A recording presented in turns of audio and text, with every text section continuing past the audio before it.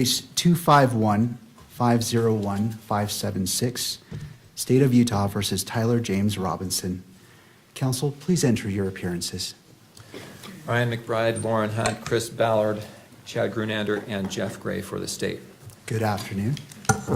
Good afternoon, Your Honor. Kathy Nestor, Richard Novak, Michael Burt, Stacy Visser, here on behalf of Mr. Robinson. Good afternoon.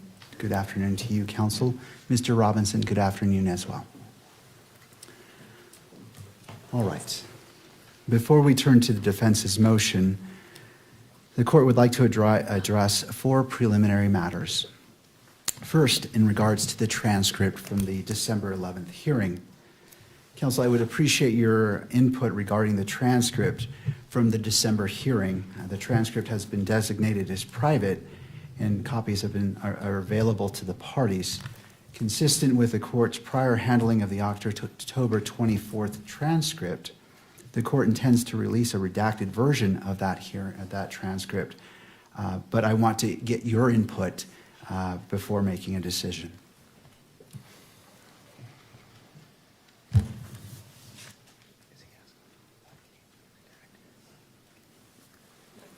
Judge, we intended to do that as well. We haven't stipulated, we haven't come together to stipulate on a version of that transcript that should be redacted. We certainly can do that, and we're happy to do that. Thank you, Mr. McBride. We will meet and confer with Mr. McBride and his colleagues on that. All right, how much time is needed by the parties? 2 weeks. That's fine, a couple weeks. All right, a couple of weeks, and then we can address that. Next, I want to turn to address media coverage and place on the record the potential consequences of any willful violation of the court's December 23rd, 2025 standing decorum order. Under Utah Code Section 78B-6-310, if the court finds a person guilty of contempt, the court may impose a fine of up to $1,000, order incarceration in the county jail for up to 30 days, or both. Any alleged violation will be carefully evaluated, and the court will impose only those sanctions which are appropriate and proportional under the circumstances. The court will make specific findings on the record before imposing any sanction. In addition, the court may impose the following remedial measures if warranted. First, immediate suspension of video transmission of the hearing, with proceedings continuing on audio-only basis for the proceeding where the violation occurred, and disqualification, if necessary and narrowly tailored, of the news organization that filed the request in order for electronic media coverage of court proceedings for the hearing in which the violation occurred from providing pool camera operator services in this matter, where the court determines that such a measure is required to ensure compliance with the standing decorum order and to protect the rights of the parties. Counsel will be allowed to provide their input before the court makes any final determination regarding sanctions. I want to emphasize that these measures are not intended to have a chilling effect on open and transparent courts or on responsible news gathering, and the court remains fully committed to the presumption of open proceedings under applicable rules. Rather, they're intended to protect the constitutional rights of all parties while preserving the integrity, openness, and fairness of these proceedings. Third, at this time I wish to address the camera operator. Mr. Yulberg, if you wouldn't mind coming forward and standing at the lectern.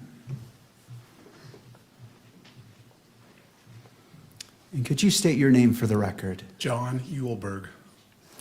Thank you, Mr. Yulberg. It's not my intention to cause you any embarrassment or discomfort. I simply want to ensure that the guidelines for today's proceedings are clear. Mr. Yulberg, during today's hearing, what is your primary role? To provide video coverage of the proceedings for the public. All right. Have you read the December 23rd, 2025 standing decorum order? Yes, sir. Do you understand the guidelines as they relate to your responsibilities today? I do. Do you need any additional time to review the December 23rd, 2025 standing decorum order, or any time to reposition the camera to ensure full compliance with those guidelines?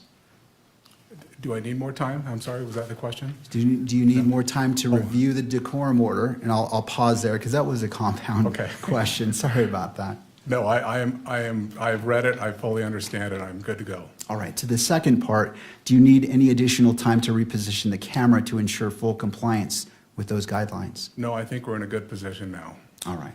Mr. Yulberg, do you anticipate any difficulties complying with the December 23rd, 2025 standing decorum order? I do not anticipate any problems. All right, and is there anything that the court can clarify to assist you? No, I think we're good to go, sir. All right, thank you, Mr. Yulberg. Thank you. Before I let you go, I'll turn to counsel based off the questions asked. Turn to you if you have any input or questions. Nothing from the state. Thank you. No, Your Honor. All right. All right. And the court, I appreciate your cooperation, and it's my hope that we all do our very best today together. Absolutely, thank you. And finally, before we turn to the issue, the motion before the court, to the state, could you please provide a brief update on the status of discovery disclosure? Yes, Your Honor, I don't have the percentage of materials that we have that have been disclosed, but I think we're above 90% at this point. There still is discovery coming in, there are reports and so forth coming in from various entities. So I think we're moving expeditiously towards completing at least this initial batch of discovery. Of course, discovery will be ongoing probably for the duration of the proceeding, but we have provided nearly all of what we have to date. All right. And to defense, any input? None at this time, Your Honor. Thank you, Ms. Nestor. All right. Thank you, counsel, for your patience as the court covered those preliminary issues. Let's turn to the defense's motion to disqualify the Utah County Attorney's Office. Ms. Nestor, or, sorry, Mr. Novak. That's fine, Your Honor, that's okay. We actually have some preliminary things we want to discuss with respect to the posture of this motion. And I also think at some point the court needs to decide at what stage the hearing on this motion remains open and becomes closed. So I'm going to Absolutely. bear that in mind in terms of my preliminary statements, if I may.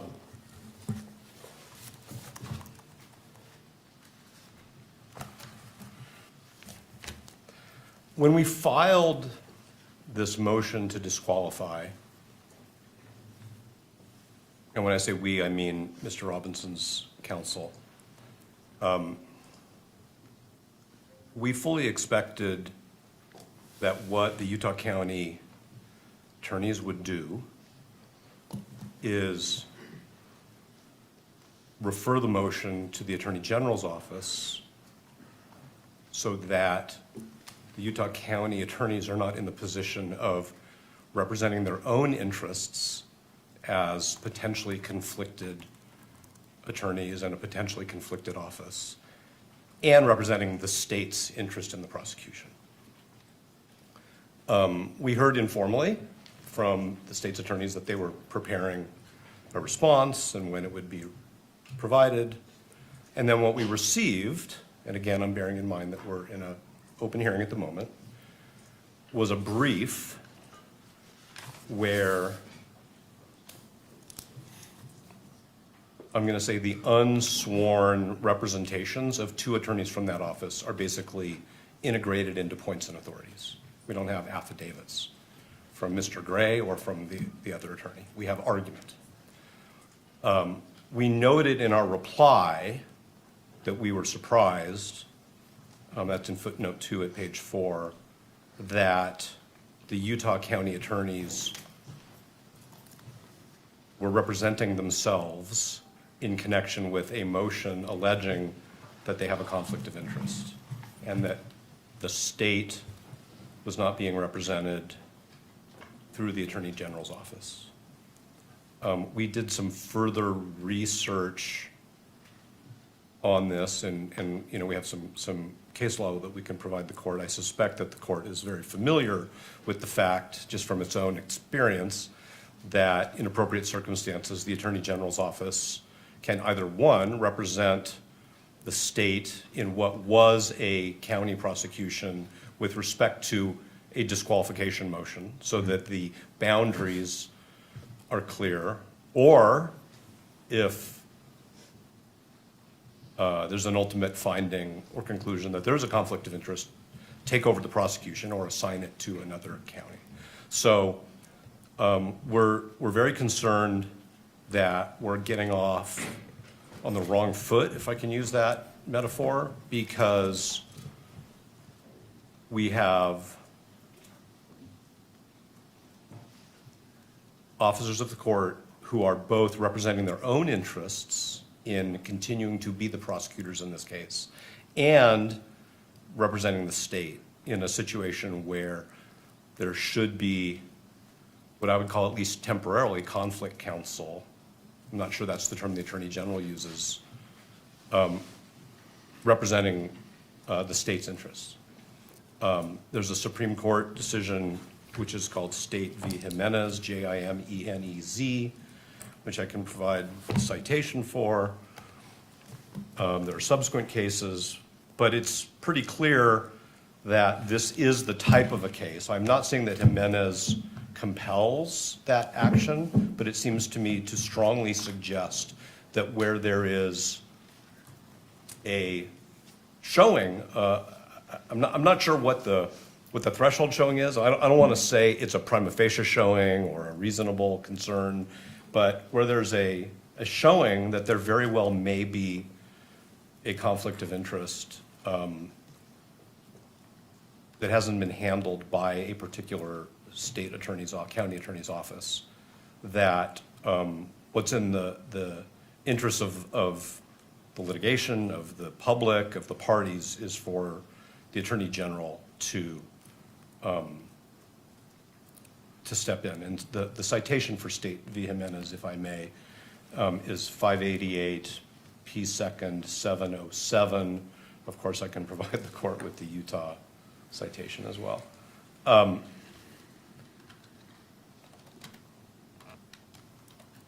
This court actually has the authority under that case, State v. Jimenez, to direct the Attorney General to step in, not for the entire case at this stage, that's not what we're saying is necessary, because that requires a finding of a conflict of interest, but to step in or to designate somebody to step in for the purposes of litigating that motion. Okay. And so we're very concerned that even going forward with an evidentiary hearing where members of the Utah County Attorney's Office are both litigating as representatives of the state in a prosecution and essentially defending their own propriety of proceeding in this prosecution is problematic. As far as being prepared, we're of course prepared to go forward with an evidentiary hearing, but we think that it's improvident, and we think that what the court should do, if the Utah County attorneys have not or don't, if given the opportunity, do this on their own, is that the court should designate the Attorney General's office for the purpose of litigating this motion. The court might ask, hypothetically, the question, has the Utah County Attorney's Office conferred with the Attorney General about this particular question? And we are not in the dark, because as Ms. Nestor will tell the court, as an officer of the court, she's spoken with the Attorney General's office, and they have not been consulted about this. Okay? So this is a motion to disqualify a county attorney's office based on what we believe is a material, significant conflict of interest that it's clear they haven't even tried to address by way of a screening, which of course is a term of art, because their position is no screening was necessary. We're not even here to discuss whether the way in which a particular attorney was screened off was adequate. Their position as their own advocates is, we've already decided no screening is necessary. So what we've been told by the Attorney General's office, Ms. Nestor can represent to the court exactly what she was told, but basically that there has not been consultation. And while that is Mr. Gray's prerogative, we think it's wrong, and we think that this court needs to exercise its authority to intervene and say, in this case, for this kind of a motion, the court needs to hear from a representative of the state who does not even appear to have a conflict of interest. So that's our preliminary statement about these issues. And again, I hope I've avoided saying anything that should have been said in a closed hearing. I think I was pretty good about that. So that's where we are before we even get into the litigation of it. And I don't want to be formalistic, and I'm certainly not trying to be confrontational, but I think actually what we think the court should do is the court should strike the Utah County Attorney's response to our motion and direct the Attorney General to take up the responsibility for responding to our motion in whichever way clearly non-conflicted attorneys representing the state think they should, how it should be responded to. And if I've muddled, I always say this, Your Honor, if I've muddled anything or confused anything, please say so, and I'll try to clarify. Thank you. I do have some questions for you as it relates to this. I wish to consider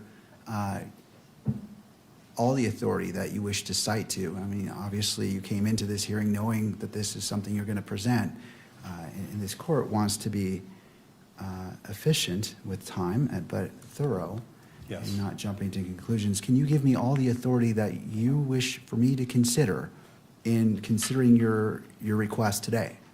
Yes, and I think what we could also do, which maybe would be more helpful to the court, is that we could file a short brief on this particular issue. Because I will acknowledge that while we were surprised that the brief was filed by the same lawyers who are alleged to have this conflict of interest, it took us a little bit of time and we wanted to get that filed in time for today's hearing because the court had set the hearing. It took us a little bit of time to think through these issues. So there are Utah authorities, there are authorities from other jurisdictions, there are also ABA guidelines on the prosecutorial function, which we think strongly suggest that there should have been what I'll just call a referral to the Attorney General's office for this particular motion. I can stand here and I can give the court case names and numbers and sections from the ABA standards, but it was not our goal to, of course, put the court on the spot and require the court to, like, go back into chambers, think about it for, some pressured period of time and come back out and make a decision. So if it would benefit the court for us to file something, and I don't mean in a month, I mean very soon, so that the court has thoughtfully presented points and authorities, we're happy to do that. As far as I know, the only people who've traveled out of town for this hearing are Mr. Burt and myself. So I'm thinking about the convenience of witnesses and the court and counsel. It's important that we do this in a way where the court has the opportunity to make a thoughtful, reasoned decision, as Your Honor always says. So that would be our proposal, is that if the court is open to receiving authorities, that we recess this hearing for, whatever meets the court's schedule, whether it's a week or 2 weeks or a few days, and we can provide the court with something, and we'll come back. But we do think this is a serious issue, because I think the question of who litigates this issue on behalf of the state is in itself wrapped up in this conflict. And we want everybody to get this right. Thank you. Once. My question for you is, knowing this, why didn't you file a motion prior to today's hearing, knowing that the court would be in this position based off your request to prepare the court, prepare opposing parties, and to be efficient in our use of time? I'm trying to understand. I understand what you're saying, and I understand that things evolve, but I'm trying to understand why that wasn't filed in advance of the hearing to put the court on notice at the very minimum, and just to allow the court to do what the court does. I hear what the court's saying, and I think we can take responsibility for not sufficiently presenting the authorities that we think compel what I've just suggested should happen. We noted in our reply brief that the county attorney should not be representing themselves. And that's probably an inadequate message to the court. But we did file a motion to disqualify. And inherent in a motion to disqualify based on the conflict of interest, we anticipated would be that the state attorneys would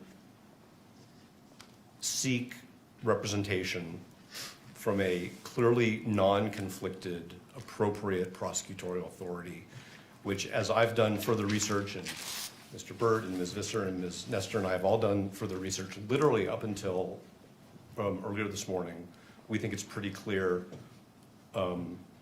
that this court has the authority to make that, I'm going to call it a referral. I think it's an order referring it to the Attorney General if the Utah County attorneys choose not to do so.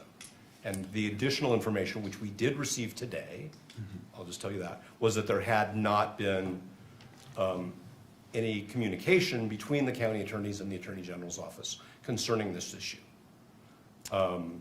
So I'll fall on my sword. If the court thinks I should be sanctioned for not bringing this up sooner, I hear the court. But we are we're juggling many aspects of this case all at the same time, some of which the court is aware of, some of which the court probably is not aware of. But the court can imagine. No, and I appreciate that. It's not the intent to sanction you. I understand that issues come up, and there's a lot going on, and so the court appreciates your candor and representation today. So these items can evolve, and so the court is not finding fault with you. It's just hoping that, as it requires a lot of time and resources for you and for fellow attorneys and for the opposing party and for other parties, we just might want to make sure we make the best use of our time when we're together. I hear everything the court is saying. I take it to heart. I understand what the court's saying, and we are cognizant of the time that the court devotes to preparation for these hearings. So that's all I can really say. Sir, and also for Mr. Robinson himself and the victim representative, Ms. Kirk as well. We just want to do our best, and I understand, and I'm not finding fault with you, sir, or your team. We've all been in court. We all know what happened, so I understand. I'll turn to the state. Oh, and I'm sorry, is there anything further that you wish to represent? No, I could provide the court with more citations, but I'm just wondering if that's really the best way to give the court a list of verbal citations. I think with all consideration for, and we probably have, with all consideration for the fact that the court wants to be thorough and careful, and we do as well. We don't want to shoot from the hip, but I think that we just decided that this was something that we needed to bring to the court's attention in a much more fulsome way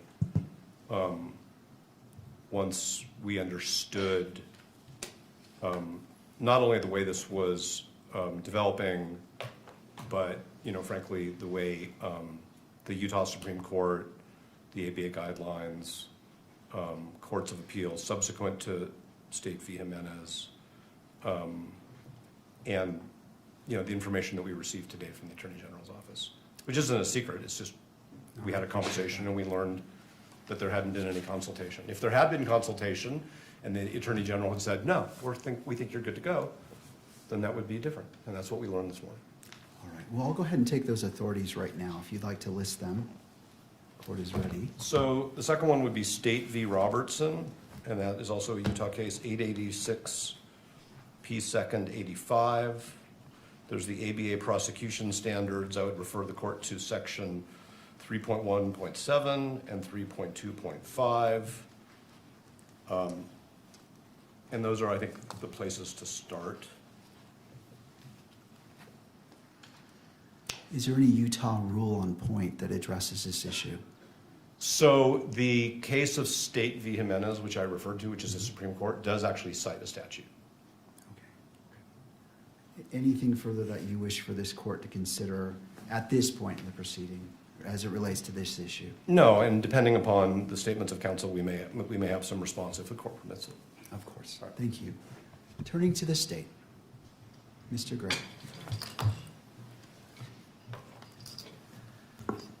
Your Honor, I'm not sure why this is coming before us today. If it was such a surprise to them more than a week ago, I don't know why they wouldn't at least notify the court. I too represent the state. I'm an elected official, constitutionally elected to represent the state. Where does this end? I don't know these cases. I'm very interested to see whether or not they refer to trials. I know that the Utah Attorney General's office, they've done the same thing that we have in Rule 11 motions, where one counsel on the team examines their boss, in fact, on the matter. So I just think this is ambush and another stalling tactic to delay these proceedings. There's no reason that they could not have at least filed the motion and asked for time to brief it.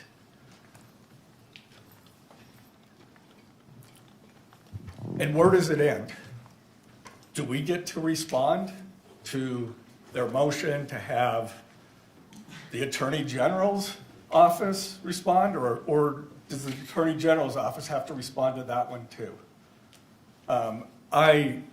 I'm not, well, anyway, I've stated my, it should have been done far earlier if that was their case, if that was their claim.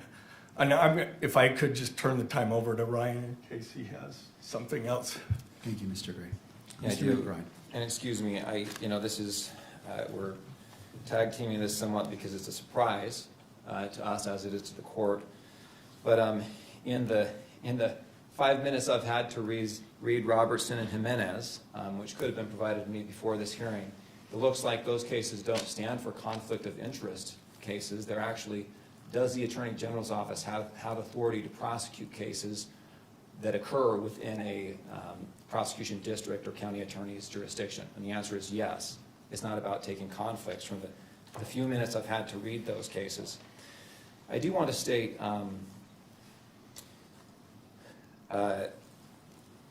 this is, of course, the first time this has been raised to us. The defense has known that we were going to respond to this motion for some time. We requested an extension for our filing deadline back in December. The defense agreed to that extension. Our reply was filed January 5th. The defendant's reply was filed thereafter. And in that reply, the tone of that reply is mentions that they thought that perhaps a special prosecutor would be appointed to handle the conflict case, but in the alternative says we'll be able to, we want to subpoena witnesses to establish the facts that are laid out in the state's opposition motion or memorandum. And that was what we understood was going to happen today. You have a family member of a prosecutor who has been subpoenaed. An affidavit has been supplied to the court. We believe that affidavit is adequate, but it wasn't adequate from the defense perspective, so they subpoenaed that person. Prosecutors have been subpoenaed for today's hearing. We have 2 investigators that have been subpoenaed for today's hearing. And we are ready to go, Your Honor. I think that the motion or the request that the defense has made assumes that a conflict does exist and that there's an inability of the party who has been accused of a conflict to defend themselves. And I just don't think that that's true. If there is a conflict, which is the question that this court is to decide, the case will be referred. Until that conflict has been established, the case is properly in the jurisdiction that has statutory authority over that offense. And until that conflict has been established, the Utah County Attorney's Office has this case and can defend its involvement in this case. I got just a moment to review my notes and see if there's other points we want to make on this. Of course.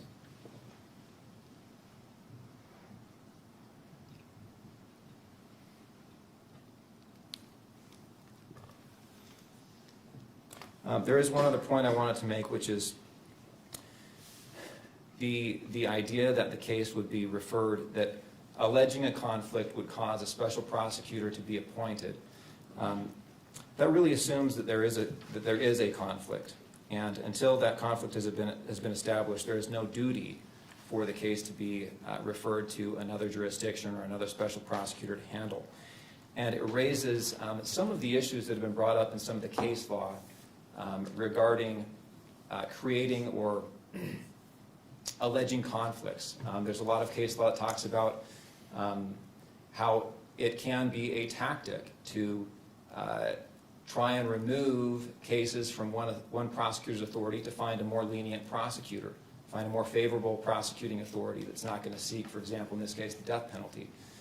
And there's a lot of case law that talks about you can't call opposing counsel as a witness in a case unless they're absolutely necessary. And the reason is because it can be a forum shopping effort.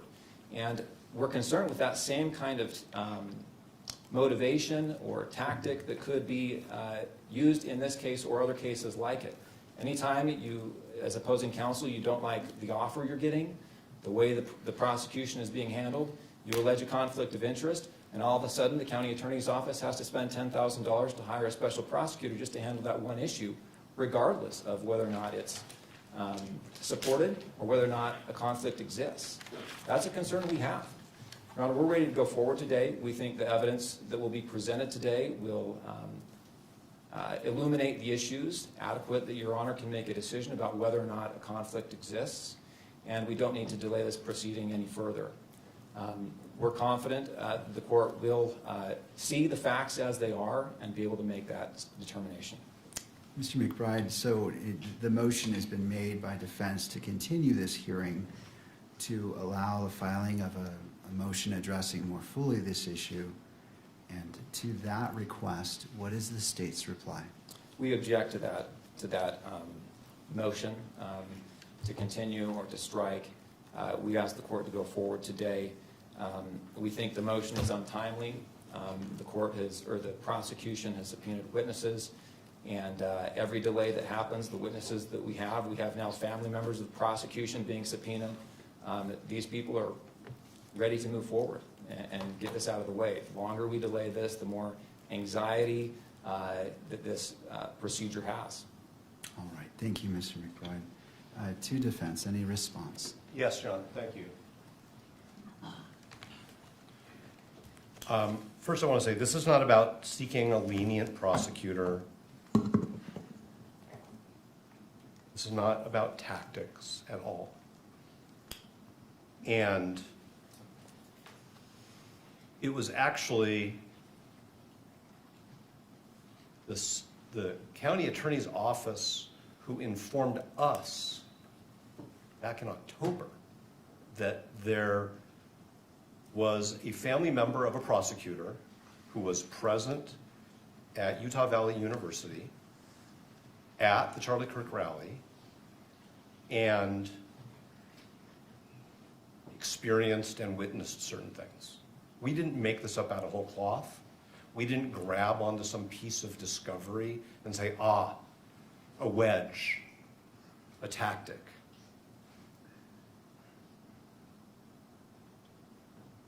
The Utah County Attorney's Office informed us in late October that we needed to know about this, and we informed them, fine, that's your position, it's not a conflict of interest. We think it is, and we intend to litigate it.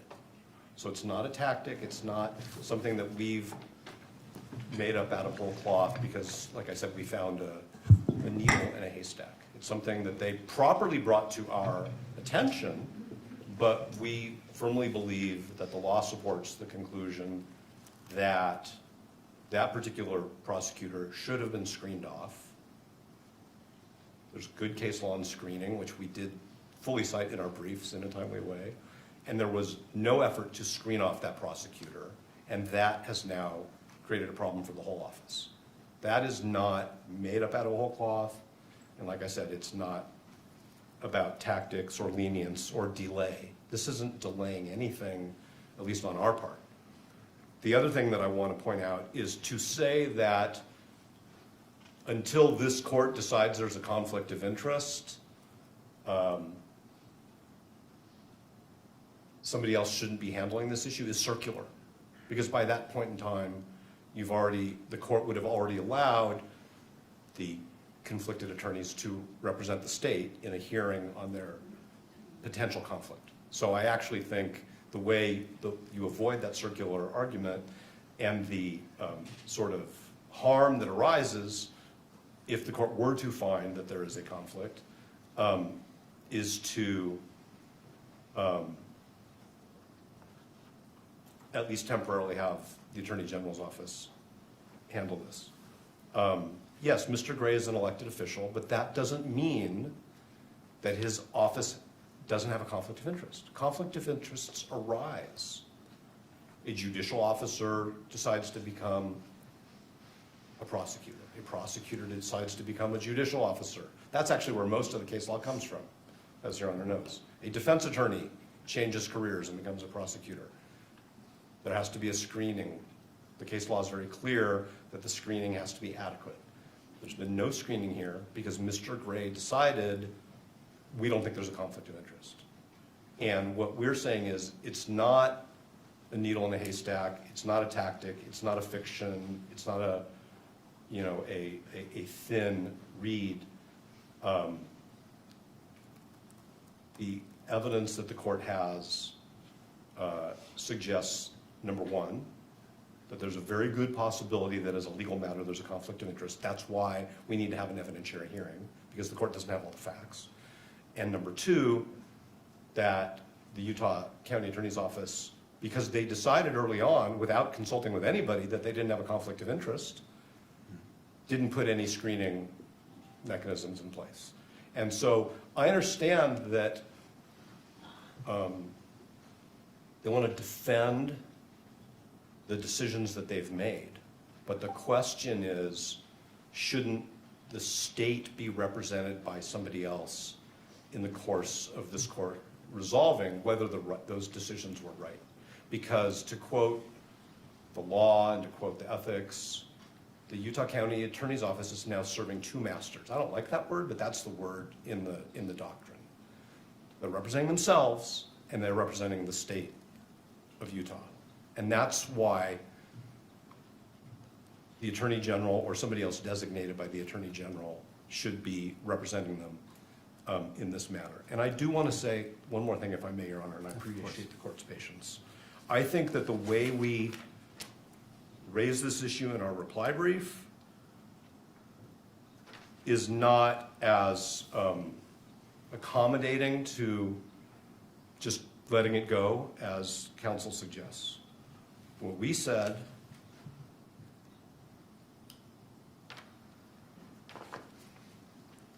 is we asked the question is whether it is even appropriate for the UCAO to litigate this issue on its own behalf. While the UCAO may have provided this court with the information that it has deemed relevant to this issue, the scope of the disclosures and litigation of this motion should have been assigned to another state agency, such as the Attorney General. We didn't suggest that this court should appoint a special prosecutor for all purposes, or that the filing of this motion means that the Utah County Attorney's Office is automatically disqualified from the litigation. That's the point of the motion, is whether they had a conflict of interest, and if they did, whether they handled it. And it's our position correctly, and it's our position that the answer is yes and no. So I understand, there are witnesses here, people are ready to go. We think that the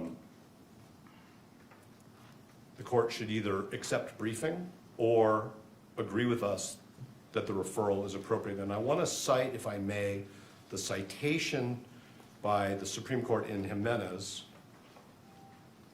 So this is 588 P. 2nd. It's 707, but this is at 708. This is the statute quoted by the Supreme Court.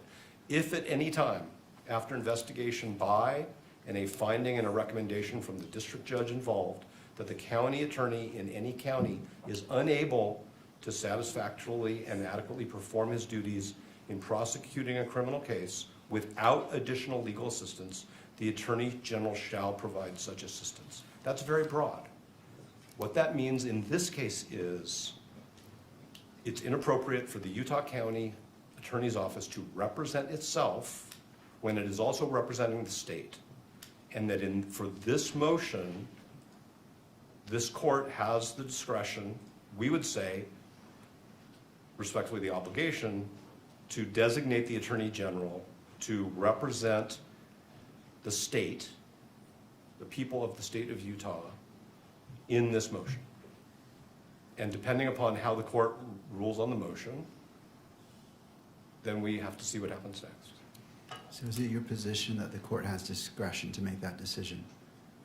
I think that the court has the discretion to say to the Utah County attorneys, you shouldn't be representing yourself in this case at this stage as to this motion only.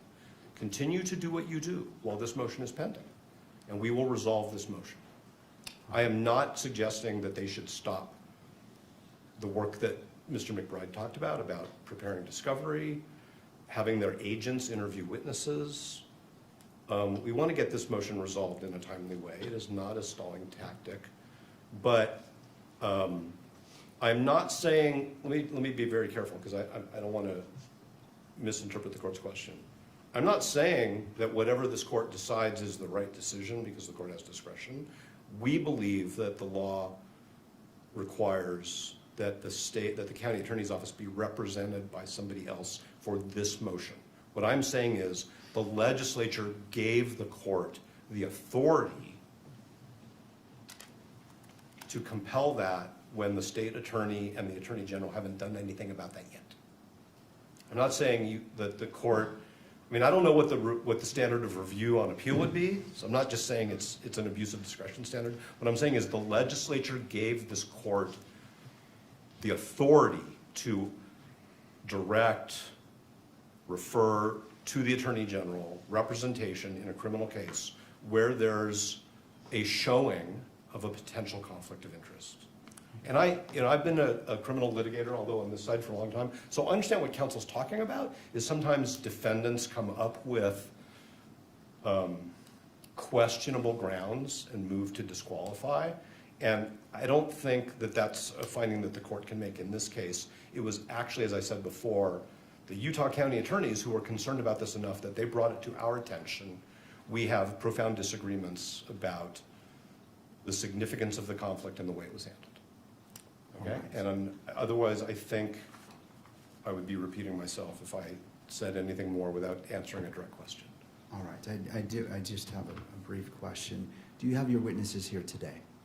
All the witnesses are here. We have no problem as a pragmatic issue going forward. Our witnesses are the subpoenas that we served, which were filed with the court. So to be clear, I don't think the court is inferring this. We're not unable to proceed if that was the court's conclusion. We are prepared, and the witnesses are here. I'm just saying we think that it would be improvident and it could result in errors of law, and it could result in problems down the road. Thank you. Do you need any additional time in regards to your argument to continue this hearing based off the citations you've provided, the authorities you've provided the court? 1 second.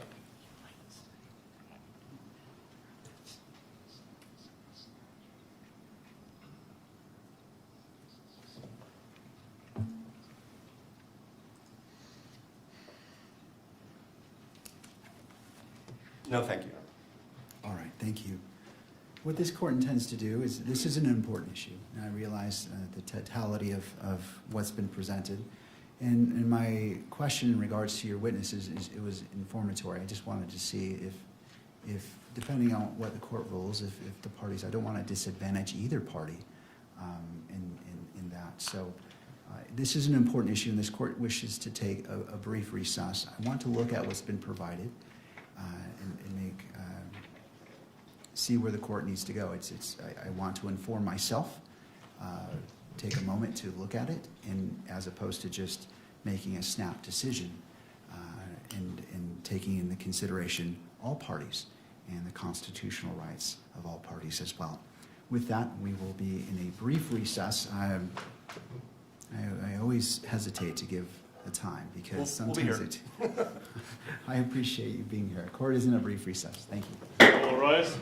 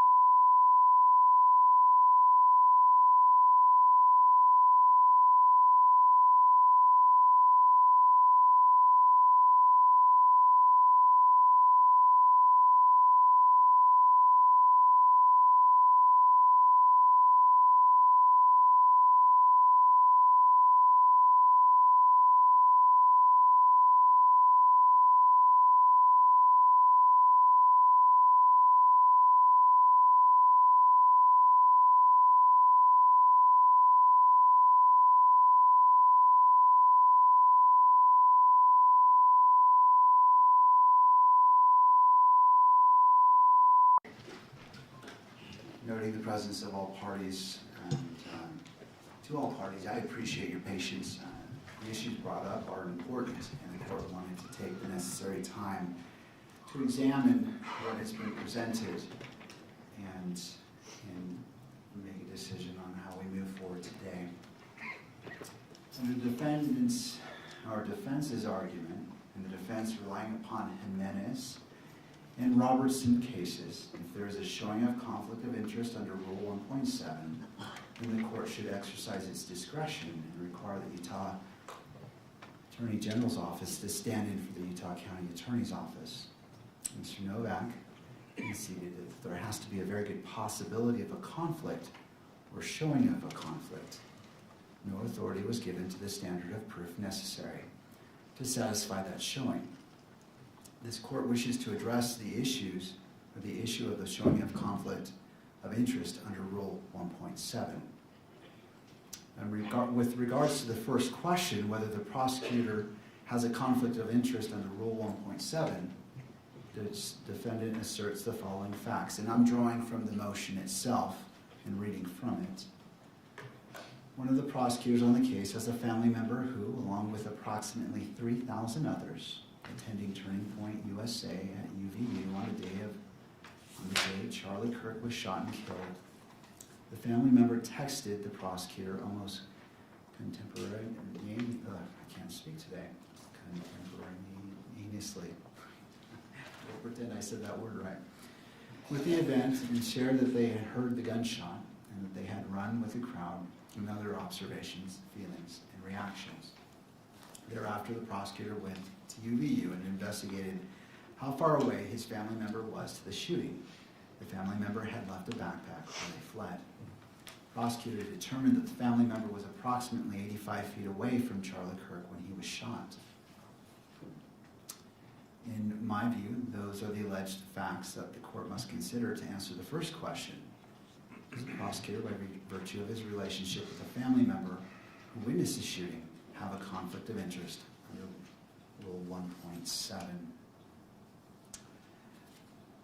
And turning to that, just looking at my notes, I appreciate your patience. And so turning to defense, if I accept the facts as you have alleged in your motion as true, is there any reason to call witnesses to answer the first question before the court? And before you answer that, I understand that there are other relevant facts that pertain to the effect of the alleged conflict. Those facts would include whether the prosecutor was properly screened from the case, what conversations he had with other prosecutors, and whether the family member's experience impacted the state's decision to seek the death penalty. It is the defense position, as I understand it, that those facts may need to be explored through witness testimony. But if we're just talking about the first question, whether the prosecutor has a conflict of interest under Rule 1.7, is there a need to call witnesses?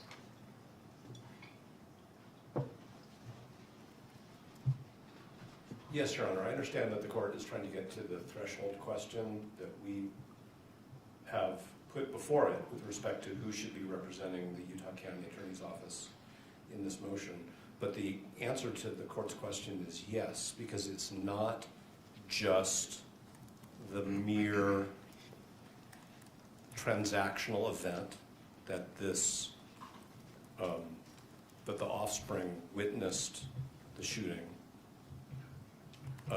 It is the evidentiary development will get at, and again, we were only provided with an affidavit, which was very, if I may, narrowly drawn, at communications that happened after that between that offspring and their parent, between that offspring and other family members that may have been communicated to the parent, communications between the parent and other people in the office, impact. Okay, so now I'm going to just say, if I had found out that my child was at an incident where somebody was shot and killed, I would have an incredibly strong emotional reaction, even if they were safe. Okay, so give me a second, okay? There was a horrible shooting incident at Brown University a few weeks ago. And I have a child who lives within 20 miles of there, who was in Providence that day. And everybody in our family was really freaked out until we knew that they were safe. And then even when we knew they were safe, the question was, what did you see? Did it affect you? Turned out everybody's fine. But it's not just, oh, I was there, right? And my family member didn't witness a shooting. Wasn't in a crowd with 3,000 people who all had to run and take cover in case there were more shots fired, in case there were some other harm that occurred, okay? So it's not just the fact that this person was 85 feet away from Mr. Kirk. It's that begins to, that scratches the surface, if I may, of the totality of the circumstances, which we think created a conflict of interest. So the answer is yes, and that's why both the parent and the offspring are here and are under subpoena and agreed to be here and agreed to testify. Obviously, it's the court's proceeding, but nobody's moved to quash, and I think it's obvious that that's because we need further factual development. And our reply brief, if it did anything, it communicated to the court the case law, which shows that this is a fact-intensive inquiry and that affidavits are required. And here we don't have affidavits from the parent or from Mr. Gray. We have argument in a brief. But we also believe that testimony from the offspring is necessary, and they're here, and they agreed to be here. And they agreed that Ms. Visser could sign an acknowledgement of service of a subpoena. So the very, very long answer to the court's question is yes, definitely. We need to have an evidentiary hearing. But isn't the defense required to make the threshold showing from the facts that you're asserting? Isn't that where we begin? Not necessarily the state's response, but don't you have a responsibility to show that you've made a threshold showing of what you're asserting would rise to what you're asserting in your motion? So the state, so the Utah County attorneys informed us that this offspring was present in a crowd, was caught up in the ensuing chaos, heard a shot fired, had to leave their belongings behind, witnessed the trauma of other people. We can't really get beyond that without fact development. And if what the court is saying, hypothetically, is, I want you to go sit down and interview people, that's one thing. But if the court's saying that we somehow should have more information than the county has given us, we can't do that without evidentiary development. Okay? We have questions about whether there were more non-recorded communications that we haven't been told about. I think we have a good faith, and the court could imagine that a family would talk about such an incident, and it wouldn't just be the text messages that the court has in the exhibit. And I don't purport to say anybody should run their family the way my family operates. I'm just talking about what I think would be natural, which is families talk about these things because we want to take care of our kids, and we want to make sure they're okay.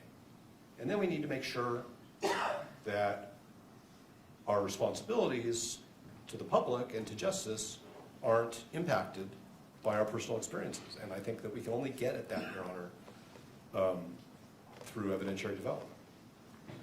All right. And that's why, and I think that the state would agree with that, because that's why they provided the court with some affidavits and some fact in the course of argument. So I think that it needs to be fully developed through the very limited number of witnesses that are present. I understand. Let me turn to the state. What's the state's position? So I want to make sure I'm understanding your question. The question is, there's two layers here, right? The first layer is when an alleged conflict arises, does in this case, the county attorney's office have to conflict the handling of that allegation to another, special prosecutor, attorney general's office, right? Your question is, doesn't the defense have to make an initial showing before that first conflict or occurs that requires that delegation? Yes. Okay, my answer is yes. I mean, otherwise we have to have a hearing to determine if another entity has to handle the substantive issue. And then you have to have another hearing to determine if there actually is a conflict. I think there has to be at first a showing that there is, a basis for a conflict. Otherwise, someone can come in and say, I think there's a conflict without any evidence whatsoever. Or not evidence that's credible. I think, and for that reason, I think the court should be able to make this threshold showing based on the affidavit. Right? The affidavit and the facts have been proffered. I think there's enough there for you to say, yes, the county attorney's office can handle this motion on its own, or no, this motion needs to go to the attorney general's office, whoever else, to handle the substantive issue of whether or not there's a conflict. I mean, I want to be clear. I don't believe under any of those circumstances that the issue needs to be conflicted out. I believe that until a conflict has been found, the county attorney's office or whatever entity has been accused of a conflict can litigate that issue without litigating that issue.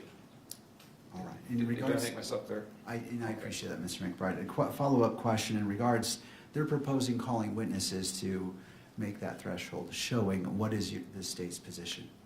No, I mean, my position is no. I think witnesses should be called one time in this case, and that should be to determine whether or not there's a conflict, not to determine whether or not the issue of whether or not there's a conflict should be conflicted. Okay. I think there may have been a little bit of confusion there, and I'll take responsibility for the question. In regards to the threshold showing about the conflict,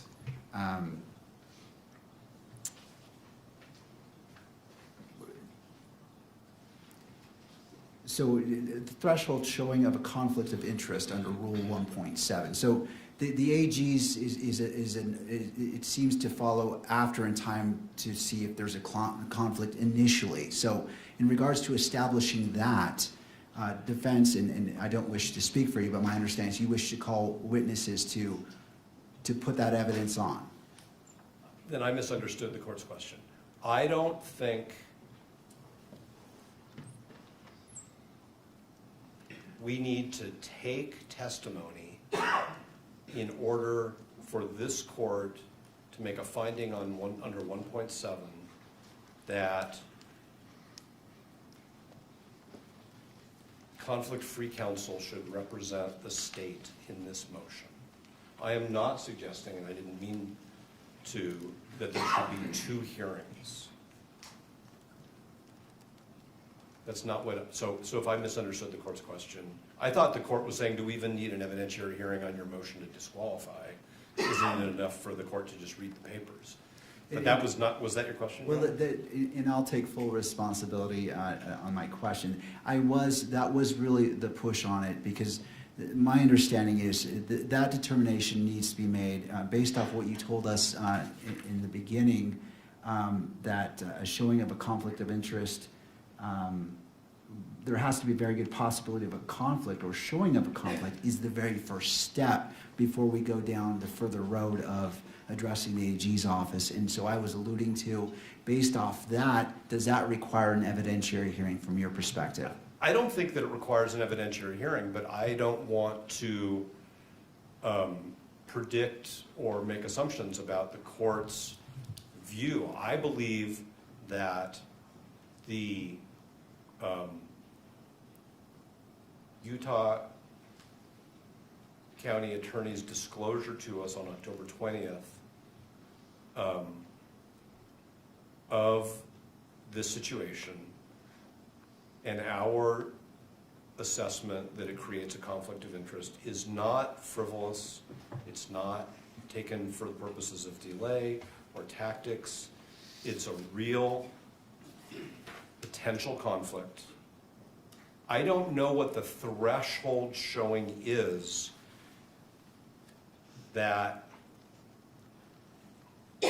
permits or requires the court to exercise its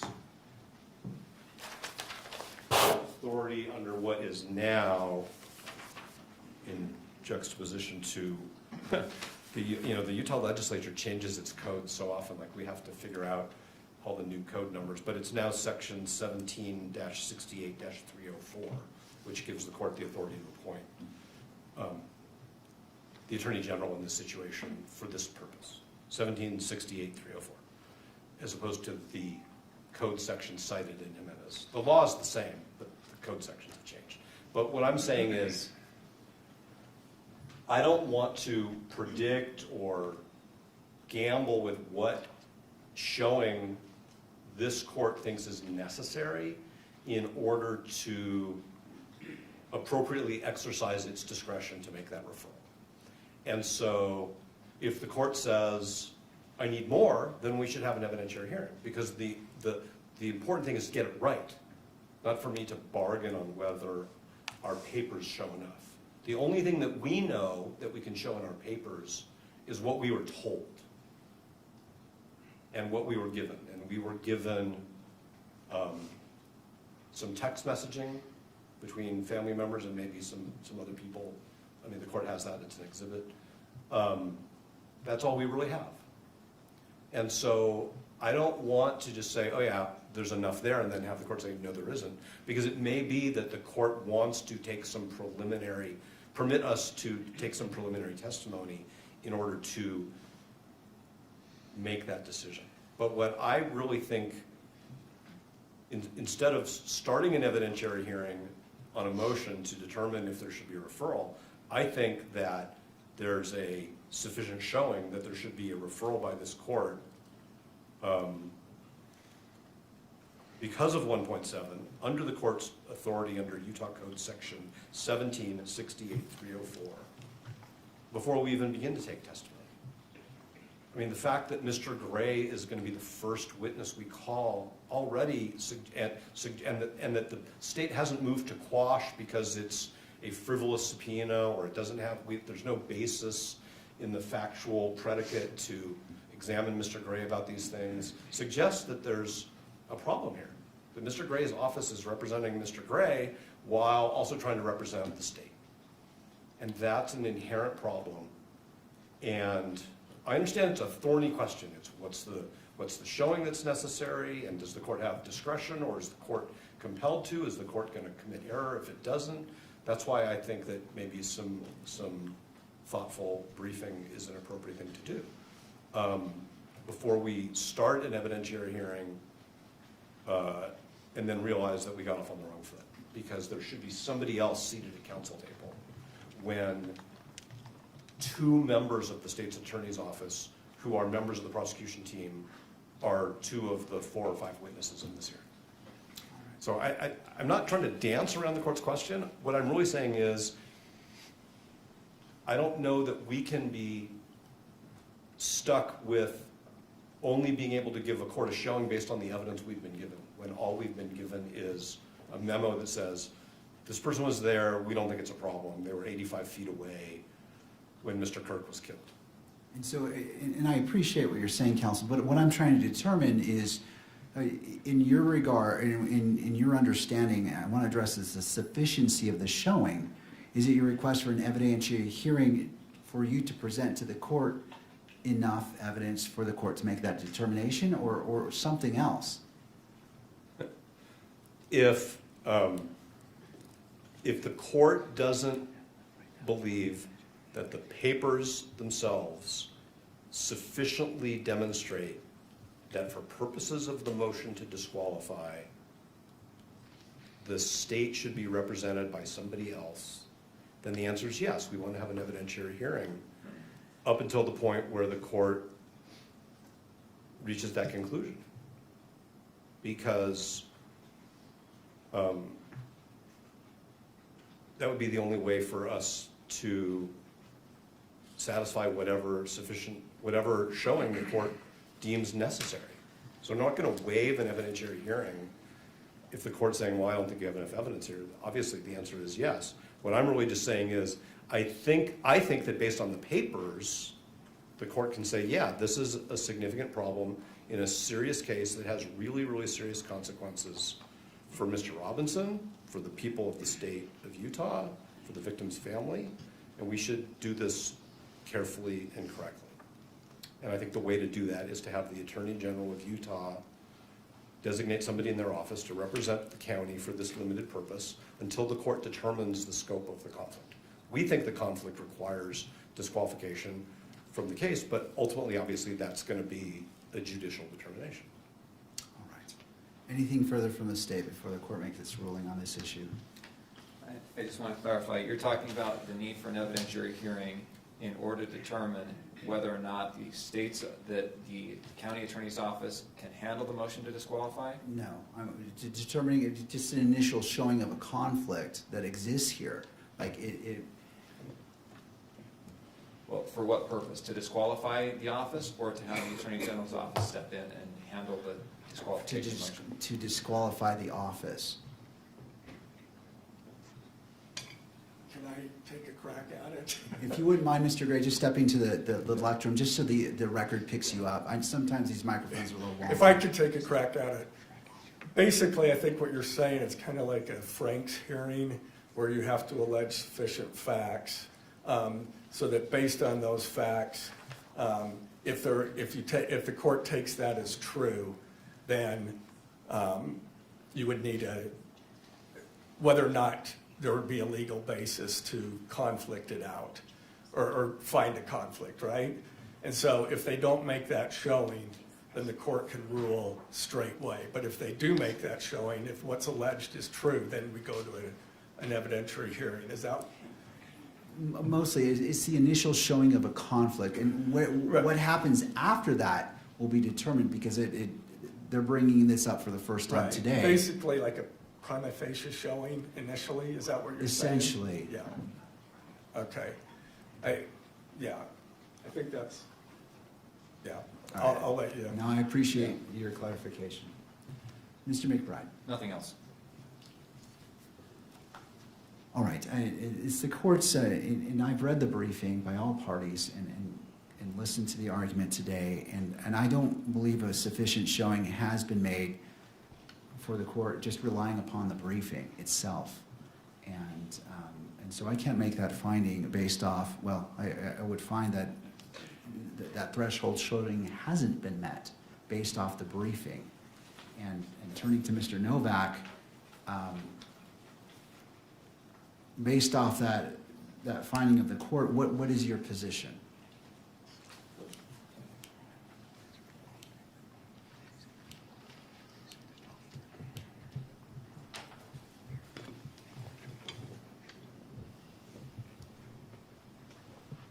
Our view is that if the court has concluded that the briefing does not yet rise to the level of proof that the court should at this time make a referral, then the court should begin to take evidence. And there may be a moment where the court says, okay, I've heard enough, now I'm ready to make a referral, and we're gonna stop and pause and wait for the Attorney General to engage, and then we'll have to see where that goes, but it may be that we have to finish the evidentiary hearing. But,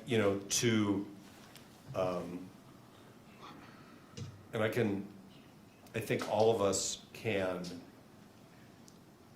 attempt to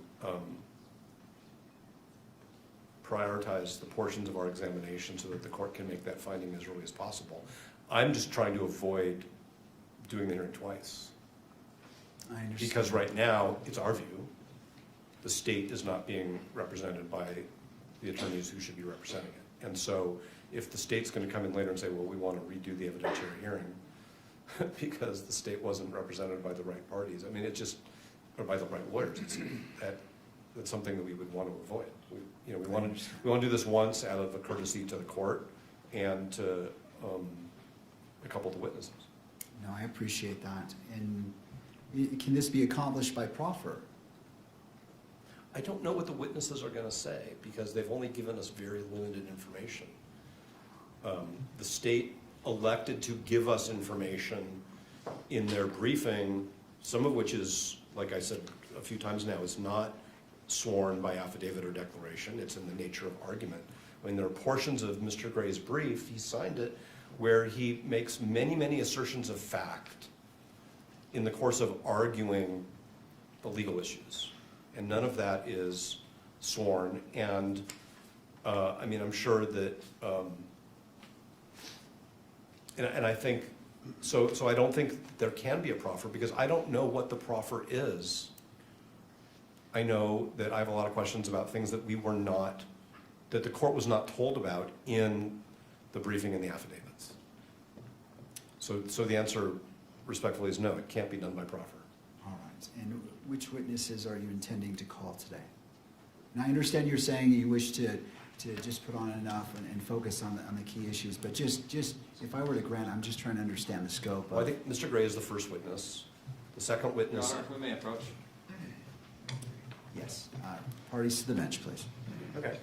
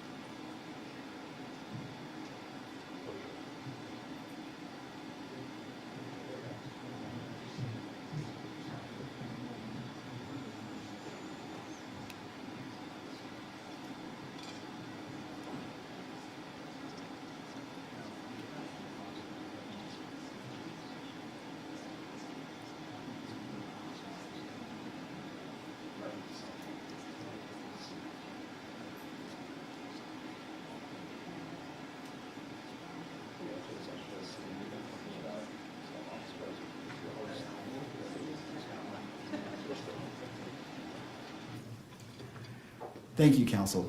In regards to the question of what witnesses do you anticipate calling? Mr. Gray, I'm going to get his title wrong, but Mr. Christensen is an investigator with the county attorney's office. The prosecutor, who we believe is conflicted off, and their offspring. Okay. All right. Any input from the state at this point? No. All right. I'm assuming the next portion that we need to address is your motion in regards to the hearing itself, the evidentiary hearing, whether it's closed or open.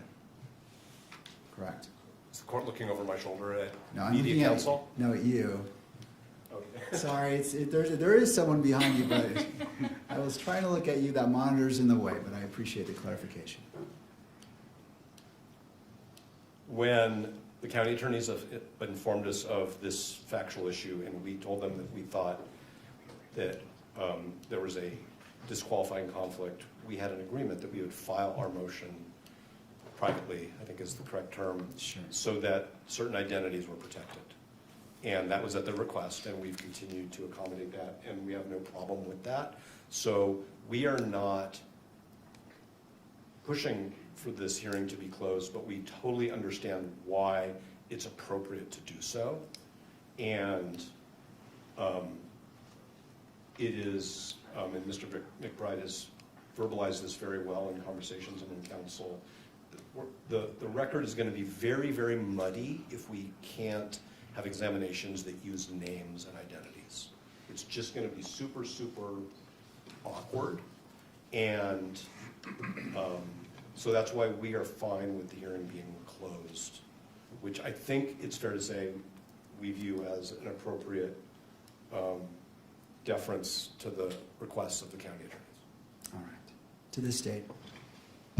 Given the extreme publicity and the issues that surround this case, we would ask that this portion of the hearing be closed.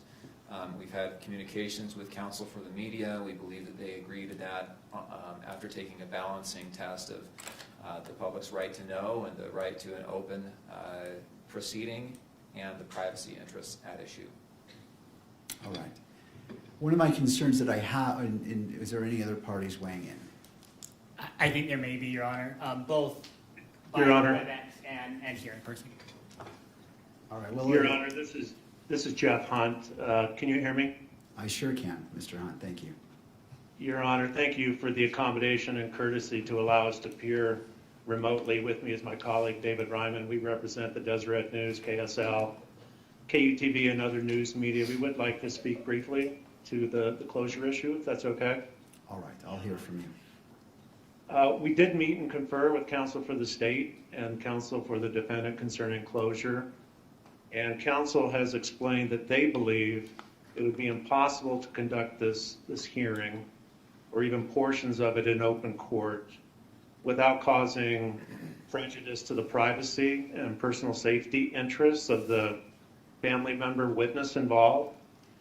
They've told us they believe it would not be feasible or practicable to approach this on a witness-by-witness basis or an issue-by-issue basis because they believe the names of the prosecutor and the family member would be used throughout the examination of witnesses. So we have no reason to doubt the statements and representations of counsel, and in reliance on those would not be objecting to closure of the evidentiary hearing on the disqualification and the referral issues unless the court has a different view and believes that we could parse this on a witness-by-witness or an issue-by-issue basis. That said, Your Honor, we understand that counsel for the state and the defendant have agreed to review a transcript of any evidentiary hearing and make limited and appropriate redactions so that a public version of the transcript could be released. And with that, there are just a couple other brief points I'd like to make. First, we think that this should be the rare exception to conducting these proceedings in open court. There's a strong constitutional presumption of open and public court proceedings, and of course, enormous public interest in this particular case. That openness and transparency is an institutional value that serves this court, the participants, and the public well. The facts and circumstances of this particular motion, given the fact that it concerns a family relationship of the prosecutor, makes it a very extraordinary and unique situation that we feel, given the representations made, can justify the closure. Although we do believe in most cases, just the fact that a motion implicates a witness will not be grounds for closure. Second, we just wanted to get on the record that we believe that release of a transcript is not an adequate substitute for the ability of the public and the press to attend and view the proceedings themselves. For this particular evidentiary hearing, that may be the only practical mechanism for the public to obtain some information about the case. But again, we would expect this would be the exception and not become a regular practice. And finally, Your Honor, it's our position that any oral argument on the disqualification motion or the referral motion should be conducted in a public hearing.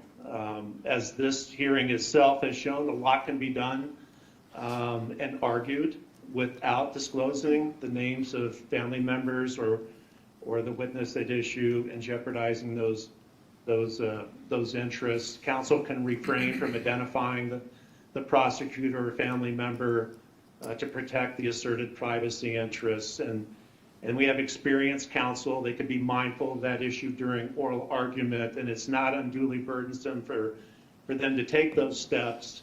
And any burden would be greatly outweighed by the public interest in learning more about the motion and having at least an open argument. So we do believe that the argument, and I understand the argument will be made at a later date, not today.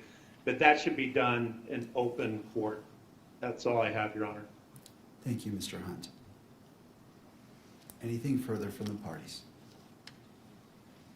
Your Honor, as to the oral argument, it is our request that it be closed, and the reason why is that we're not perfect. Names slip. It's happened in trials. It's happened in arguments before, and I'm concerned of the risk that could have if one of the parties, one of the attorneys, were to slip and identify those who ought to be protected. With that said, a fallback position could be not live streaming the event and requiring any redaction should an inadvertent mention of a name be made. Thank you. Counsel, one of my biggest concerns is I have to make findings of fact that are very specific. I can't redact my findings when I issue an order. And I will have to cite to the relevant facts. And quite honestly, the name of the prosecutor is a relevant fact. I can't simply glaze over that and make an assertion. It's important because it relates to various factors that you may address, and which has been brought up in briefing. And so this court is going to deny the request to close the hearing as it relates to, and I will take this motion witness by witness. I understand that there may be a witness that this is applicable to, and the court will entertain that, but because this court has to make findings and has to cite to the facts, I need to be able to do that. And since I'm going to do that anyway, which I will, I'd rather address it in an open court. And again, I will entertain any motions, witness by witness, that are going to be called and be respectful of that. But going to Mr. McBride's point, you both have that duty. It's in regards to how you present, and if you're talking about a name that needs to be protected, that's on you, on how you speak. I can't.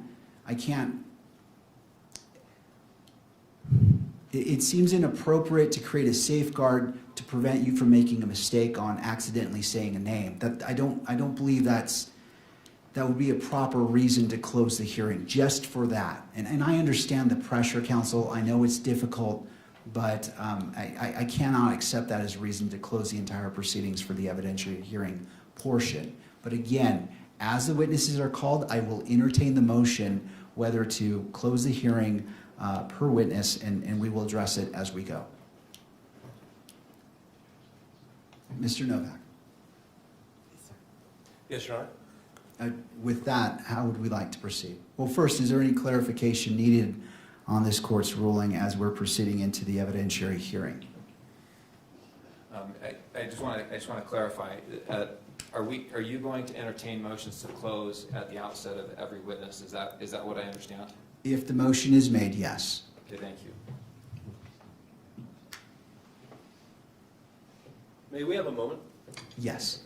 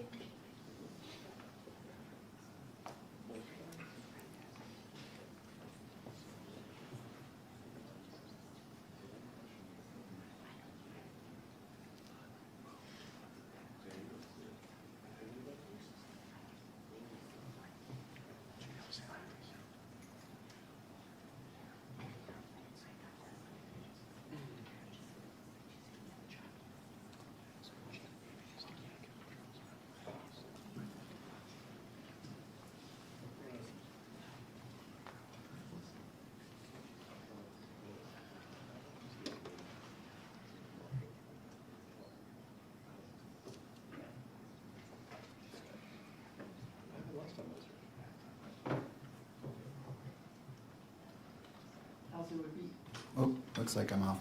Would it be easier just to go into a brief recess? I don't want to make you feel rushed. You have obviously important conversations So it's the court's intent to enter a brief recess to allow the parties sufficient time to discuss whatever you need to discuss. Your Honor, I think I'm comfortable moving forward, making a proffer right now, and asking you to reconsider that motion. And the reason is because courts, the Supreme Court of Utah, appellate courts refer to witnesses by their initials all the time. In our pleadings, we often refer to witnesses by their initials. In Supreme Court of the United States opinions, witnesses are referred to by their initials. And that's because there's a privacy interest. In this case, I don't think a privacy interest could be greater. This case has polarized the nation in many ways. And there have been death threats made against other witnesses. There have been death threats made. My understanding is there's been threats against counsel. Our office has received threats. Doxing is a real thing. You know, finding people online, harassing them online. With the technology that we have now, it's not that hard to find out just about every detail about a person through internet searches, paid subscriptions to programs that do background checks. And we are extremely concerned that we will have a person that does not need to be subject to death threats, to harassment, to doxing, to all of those things that can be avoided. We're very concerned that that will happen, and happen to this person for no other reason than this person's father is a prosecutor on the case. Your Honor, I think that there's a way around this, that we can avoid those threats to her, those risks to her, and I think it's by referring to substitute names like we have in the public pleading. So, Your Honor, I would just really ask you to please reconsider your opinion. There's a stipulation from the media to shut this portion of the hearing. There's stipulation from the defense. I think the court, in its ruling, can refer to the prosecutor as the prosecutor. I think it can refer to the child as adult child. I think that would be adequate. I think in a sealed record, there can be references to names. That would be my request, Your Honor. I can't ask more adamantly than I am now, Your Honor. To defense. We take no issue with anything that counsel has said. That's why we completely deferred to the state attorney's, I'm sorry, the county attorney's initial request that all of the briefing, as much as possible, be under seal and then redacted. Thank you. One of the points that when I was considering this as a potential issue is that both parties filed a public version of your motions, and you used a mechanism to convey that same information. And I understand that that makes it tricky, but it was the choice of the parties to do that, to publish those public versions. And the court is fine in regards to particular witnesses referring to those terms that were used in the motions, but this court does not agree that the entirety of the evidentiary hearing needs to be closed. And it is a very broad approach to a narrow issue.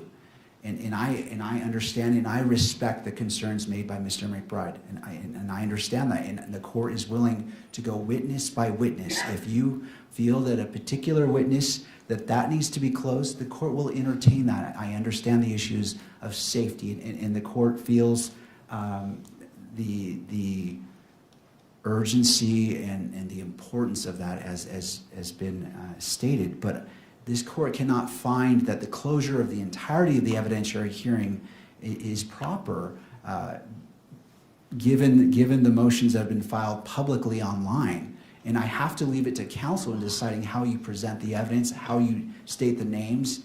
I'm willing to abide by the format used in those public motions, but this court denies the request to close the evidentiary hearing. And again, we'll take witness by witness a motion if that particular witness needs closure that particular witness's examination needs to be closed.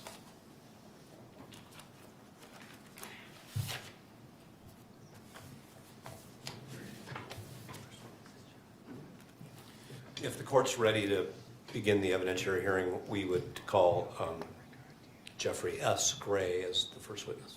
All right. Or if the court wants to take a little break, we can do that too. The courts can move forward. If parties need a break, I'm happy to give a break. I know we're switching gears here. Yeah, go ahead. In fact, let's go ahead and take a brief break. We need to relocate our court reporter, so this is a natural spot to take a break. We have 1 moment of sidebar. Absolutely.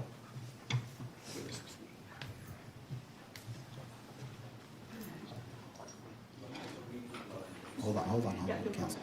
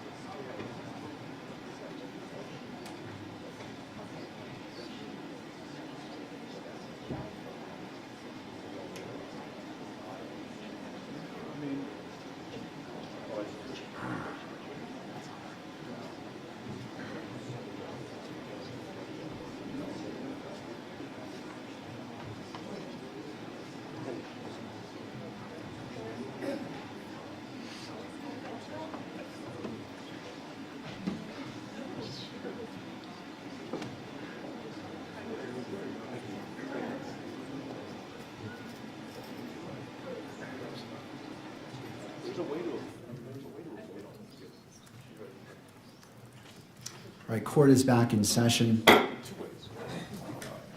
Counsel? I believe the exclusionary rule is being invoked. Yes, Your Honor, we'd ask the court to exclude all witnesses during the testimony of other witnesses. All right, and to the state, any input? We agree. Okay. And at this time, would it be convenient to just take a brief recess? Yes, please. All right, it's 3:20. How about we come back at 3:30 and resume on the record? Sounds good. All right, court is in recess.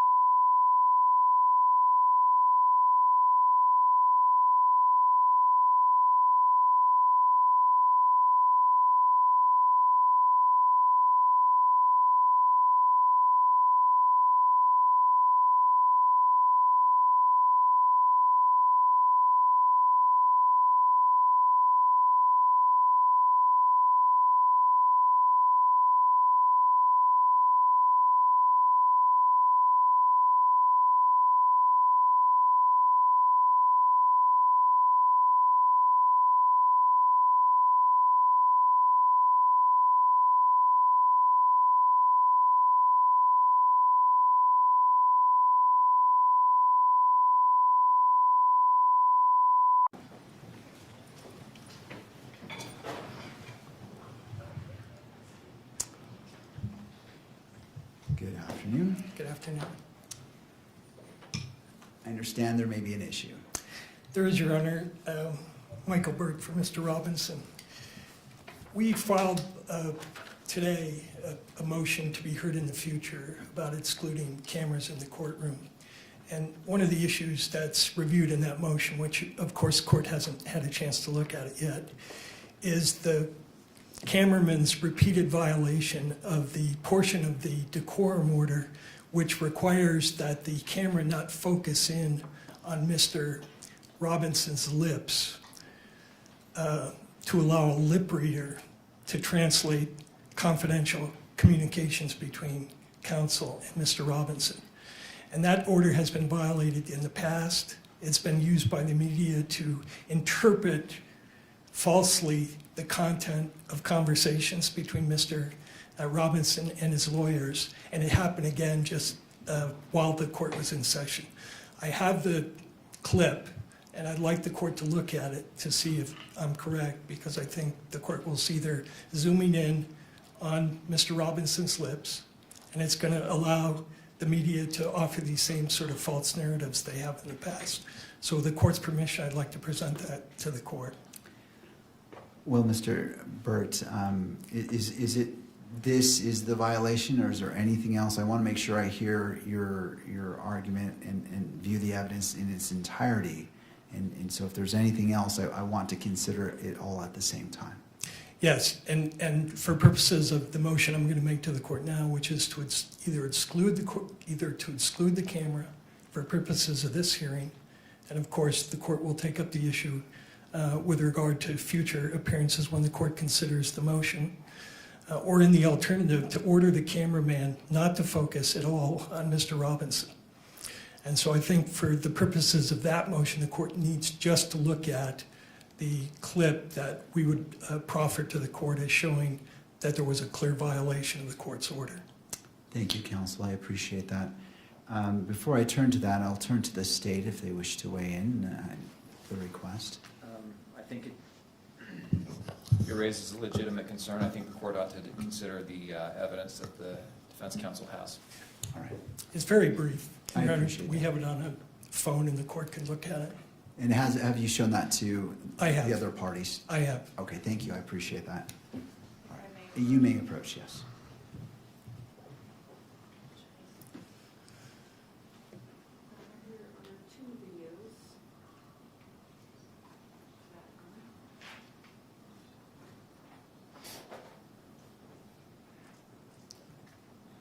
What is the length of the first video? 9 seconds. And do you want the benefit of the record to articulate what this first clip shows? You know, I think the clip shows that the camera is zooming in the first clip on Mr. Robinson's lips as he is trying to communicate with me sitting next to him.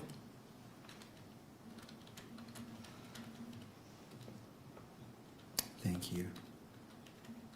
If I may reapproach with the second video here. Yes. This one is 5 seconds.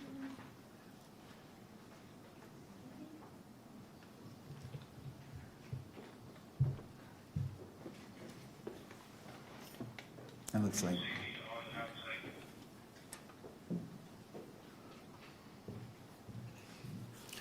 And Your Honor, the second video is a clip from a court TV posting showing Mr. Robinson's lips moving as he's attempting to speak to Ms. Nestler.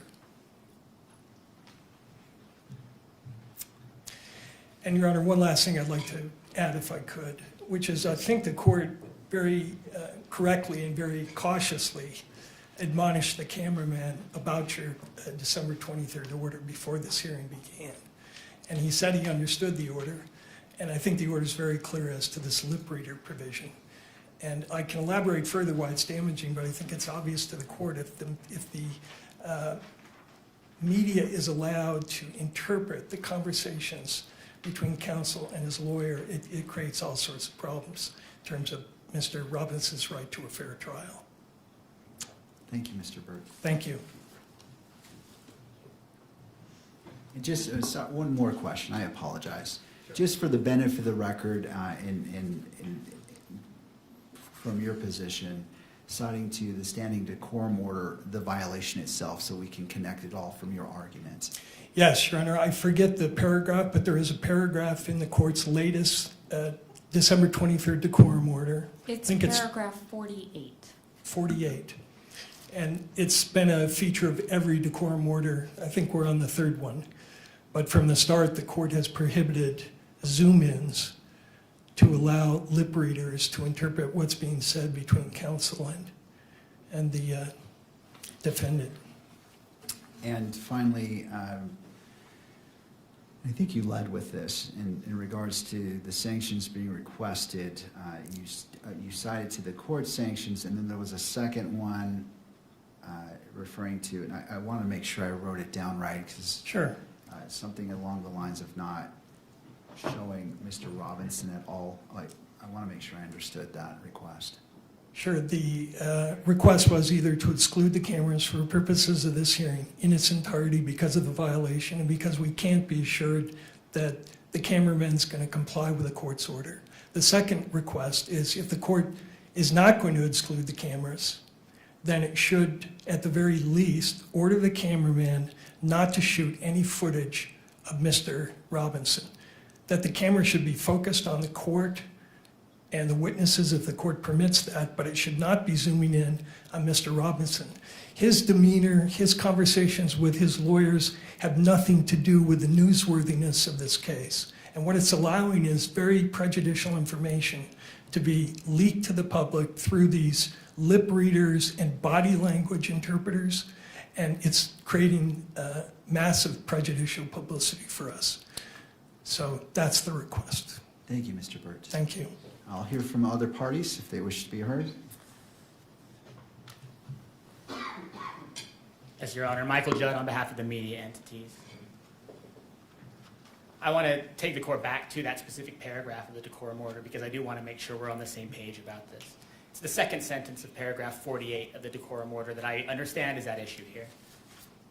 It does say no visual recording is permitted of a person's lips so as to be decipherable by a lip reader during conferences involving counsel, at counsel tables, or bench conferences with the judge. The zoom-in language that you have heard referred to previously doesn't fall in that sentence. The zoom-in language comes in the next sentence, which says no one may zoom in on anything on counsel's table or the bench to identify any writing. So those are two separate things. The first that we learned about this was during the break. I briefly reviewed the two videos that the court has reviewed. I understand that those were 9 seconds and 5 seconds long. I identified the provision of the decorum order that I believe applied here, spoke to the pool cameraman about that, ensured that the rule about capturing conversations involving counsel at counsel's table or at the bench so that they may be decipherable by lip readers was an important provision in the court's decorum order, that it should be followed. I understand that the cameraman understands that rule, that any capture of those conversations was inadvertent. I understand the concerns raised by defense in this case about potential prejudicial effect of something that is intended to capture conversations.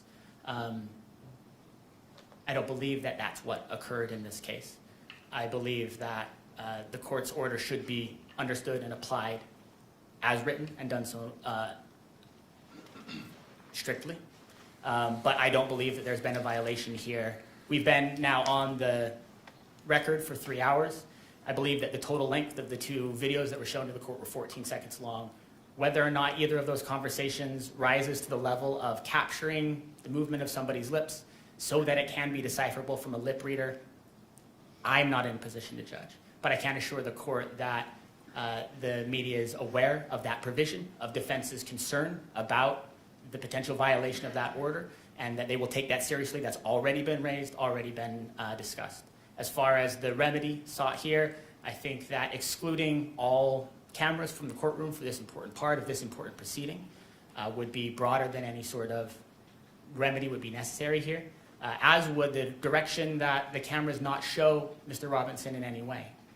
I understand that potentially any shot on a still camera, on a video camera, of a defendant in a criminal case could potentially be twisted or used by some to try to impute some sort of thought or some sort of idea. But I don't believe there's anything in the court's rules. I don't believe there's anything in the rulings so far to date that suggests that the way to address that kind of concern is to say that a defendant, a critical figure in a case like this, and one that the decorum order clearly allows to be photographed and videoed, be kept off camera altogether. The media continues to take this seriously. Before every single hearing, we speak about the decorum order and what it requires. We recognize the importance of doing it and that there can be consequences if that's not kept. The media understands and hears that, and do not believe that any further reprimand or any sort of further exclusion is necessary here. Thank you. Well, before I turn to you, I want to turn to the stage. I want to give all parties an opportunity, and then that allows you to respond to whatever they see. Your Honor, we have nothing to add. We'll submit the issue. All right, Mr. Burt.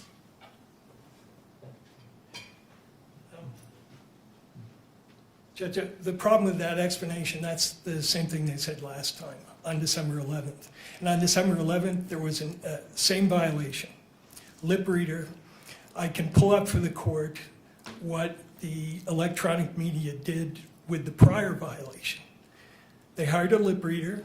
The lip reader purported to derive a confession from the incident, and they posted that. It's still up there. So it's great that they apologize, but once this kind of damage is done, it is irreparable. And we can't continuously have violations where the media gets up and does this mea culpa, and they just continue to do the same thing. And I point out to the court, this is the same pattern that happened in the Korberger case that's discussed in the motion we filed today. And eventually, the court there had to order that all coverage of Mr. Korberger's face was prohibited. And we attached that order to the motion that was just filed with the court. And I understand the media's desire for dramatic coverage. I understand how they want to incriminate Mr. Robinson. But that process is supposed to happen in a trial, not in the media. And it's a serious violation. It's one that the court should not just blink away and say, I accept the apology, especially after the court was so clear this morning. Calling the cameraman up, asking if he had read the December 23rd order, and his response was, I'm good to go.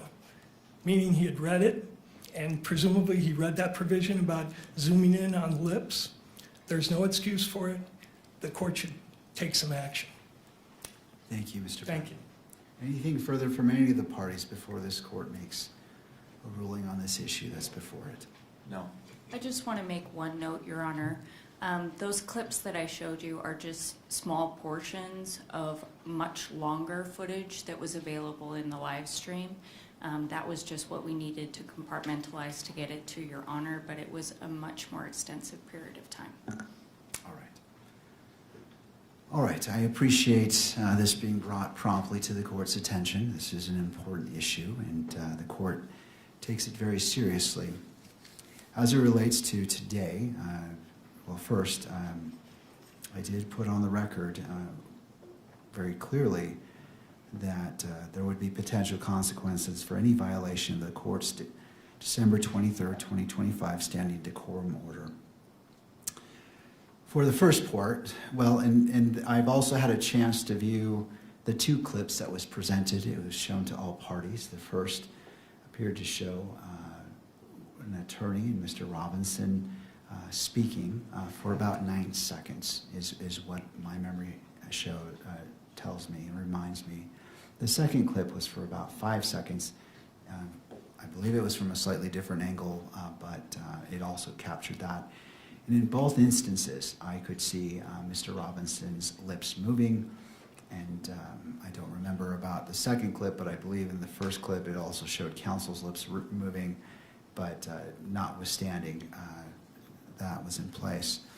I also refer to the statement made by the counsel for the news media, and going to it is paragraph 48, and I will read it in its entirety. No audio recording is permitted of the conference involving counsel at counsel's tables or during bench conferences with the judge. No visual recording is permitted of a person's lips so as to be decipherable by a lip reader during conferences involving counsel at counsel's table or bench conferences with the judge. No one may zoom in on anything on counsel's tables or the bench to identify any writings. Now, in regards to the zooming, I know there was a representation, and it's easy to, as you're reading, to kind of combine it, but I'm not finding that zooming in relates to the lip reader portion, but that's not material. I do find that, and I'm not a lip reader, so I don't know what the standard is for lip reading, but I do note that 9 seconds in that first clip, one could see his lips moving, and it is a significant time as it relates to this particular issue. It wasn't a passing shot.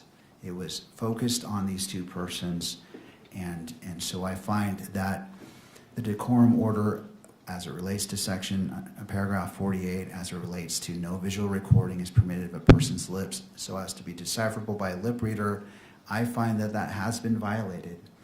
In regards to the second clip, 5 seconds, where it shows Mr. Robinson and I believe one of counsel, that I was able to view Mr. Robinson's lips moving. It wasn't a passing shot that it just so happened to capture. It was focused on them. I find that is a violation of paragraph 48 as it relates to no visual recording is permitted of a person's lips so as to be decipherable by a lip reader. Turning to the next section, finding that the violations have been shown as the court has reviewed the purported evidence of these two violations, I turn to the sanctions. Previously, I stated that under Utah Code Section 78B-6-310, if the court finds a person guilty of contempt, the court may impose a fine of up to $1,000, order incarceration in the county jail for up to 30 days, or both. I find that applying this sanction would be disproportionate to what the conduct was in those two clips. And the court notes that it is the court's discretion on whether to apply it or not. I find that the court will not issue this sanction. In addition, the other sanctions the court stated earlier today, in addition, the court may impose the following remedial measures if warranted. Immediate suspension of video transmission of the hearing, with proceedings continue only on an audio-only basis for this proceeding where the violation occurred, and disqualification, if necessary and narrowly tailored, of the news organization that filed the request in order for the electronic media coverage of the court proceedings for the hearing in which the violation occurred from providing pool camera operator services in this matter where the court determines such a measure is required to ensure compliance with the standing decorum order and protect the rights of the parties. The court also stated that before making a decision, it would allow counsel to make argument or statements, in which the court has done, and that the court's actions are not intended to have a chilling effect on the open and transparent courts or on responsible news gathering, and that the court is fully committed to the presumption of open proceedings under the applicable rules. That being stated, and as the court was listening, Mr. Burt has suggested that one of the potential sanctions is that for the camera for the remainder of the hearing, and not to show Mr. Robinson at all as a sanction for the remainder of today's hearing. And so the court considered that as well. This court does not wish to make a disproportionate decision on the actions, and it does note and does not minimize the violation. Therefore, this court will take up the suggestion by Mr. Burt that during the remainder of this hearing, that the camera shall not photograph Mr. Robinson at all, and that will be the sanction of this court. I will allow pool camera operator to reposition the camera to adhere to that.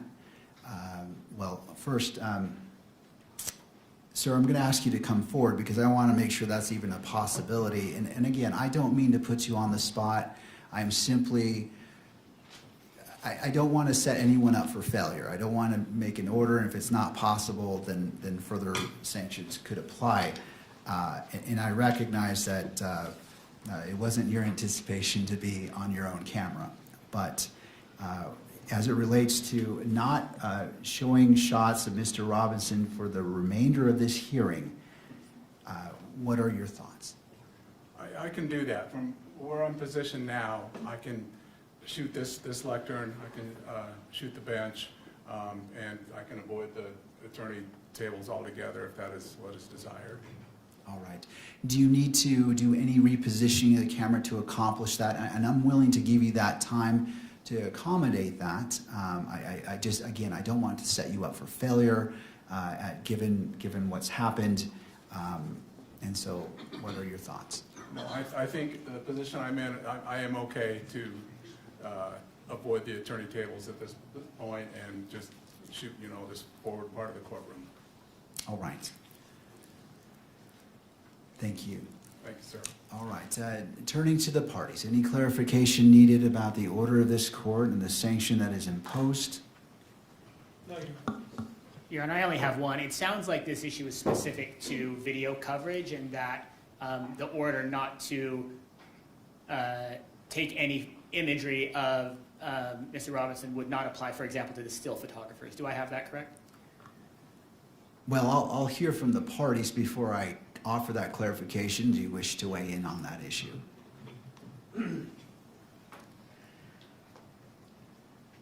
Just to indicate to the court that one of the problems is not just with the audio, with the video coverage, but most of the coverage is not covering the proceedings so much as close-ups of Mr. Robinson and comments about his demeanor.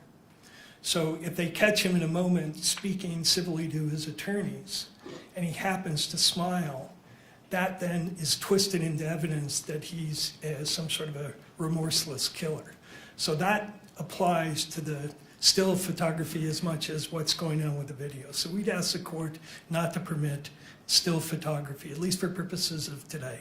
And I think after the court sees the motion, we'd be in a position to talk about the future. But I think for now, that's our request.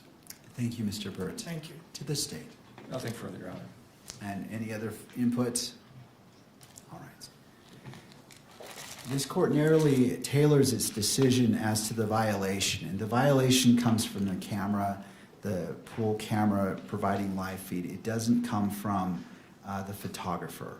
The photographer is the still, I don't know what the exact term is in this moment, it is eluding me, but the person who's operating the camera to take still shots is under the same requirements for this decorum order. I am not going to sanction them because what was before me with the 9-second clip and the 5-second clip doesn't apply to them. And so I'm going to limit the sanction as it relates to the pool camera photographer, again recognizing that the standing decorum order applies equally to the still camera photographer. Thank you, counsel. I appreciate you bringing this to the court's attention and the seriousness and professionalism that you presented this to the court. So thank you to all parties. And again, to the camera operator, do you need time to test out to ensure that there is any inadvertent capturing? I'm willing to do that. I just want to make it clear as day that Mr. Robinson is not to be captured in a sweeping shot in any form for the remainder of this hearing. Understood, Your Honor. All right. All right, counsel. With that in mind, how would you like to proceed?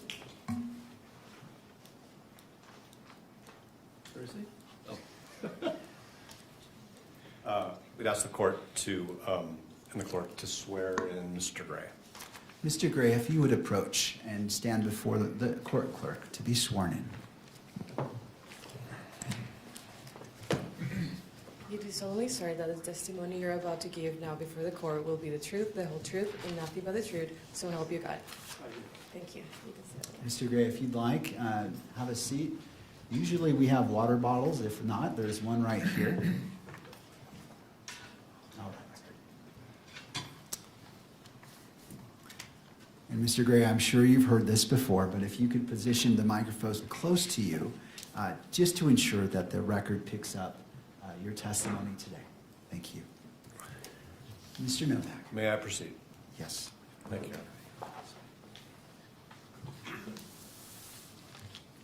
Mr. Gray, how long have you been associated with the Utah County State Attorney's Office?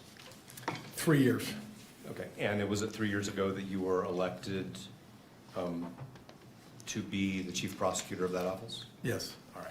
And had you ever previously been associated with the Utah County Prosecutor's Office in any other capacity? I've defended on criminal appeals. I was a criminal appeals attorney for the state of Utah for 23 years, so I represented the state of Utah on those criminal appeals, which would include Utah County. Okay. And did you ever have any professional relationship with the Utah County Attorney's Office in any other capacity other than the appellate work you did before you were elected? Not to my recollection, no. Because we're in an open session and based on some of the guidance from the court, I'm going to ask you questions. Well, let me back up. How many prosecutors are in your office right now? Well, that are with our courts, that are actively engaged in our court system is 30, and then we have screening prosecutors as well, and that would be another 7 or 8. Okay, so I'm going to try to... I should stop because I also, my executive team, they don't have courts, so there's another 5 of them as well. Okay, so let me ask a better question. How many prosecutors in your office represent the state in felony matters? Well, all of them that I just described. 30? I mean, even the screeners. Yes, the screeners, my executive team, they are assigned to special cases. Usually my executive team, for example, aggravated murder cases, some homicide cases. So they also are prosecuting and represent the state in trials. Can you explain what you mean by the executive team? The executive team would include, obviously myself, I have 2 chief deputies, one chief deputy, another chief deputy's general counsel, and then I have a division chief over major crimes and a division chief over general crimes. So is it fair to say that there are at least 24 prosecutors in your office who have substantial experience prosecuting serious offenses? 24? I don't know that I'd go as far as 24. Okay. Certainly all my SVU attorneys have that experience. Most of my violent felony attorneys have that experience too, but not all. Okay. And do you know how many attorneys in your office have actually participated in homicide litigation? I don't know the exact number, but I would say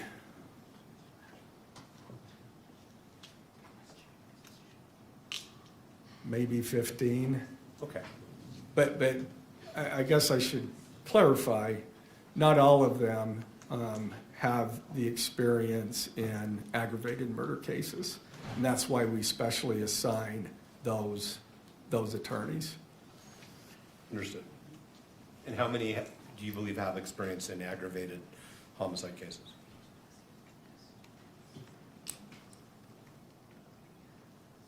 Probably 7 or 8.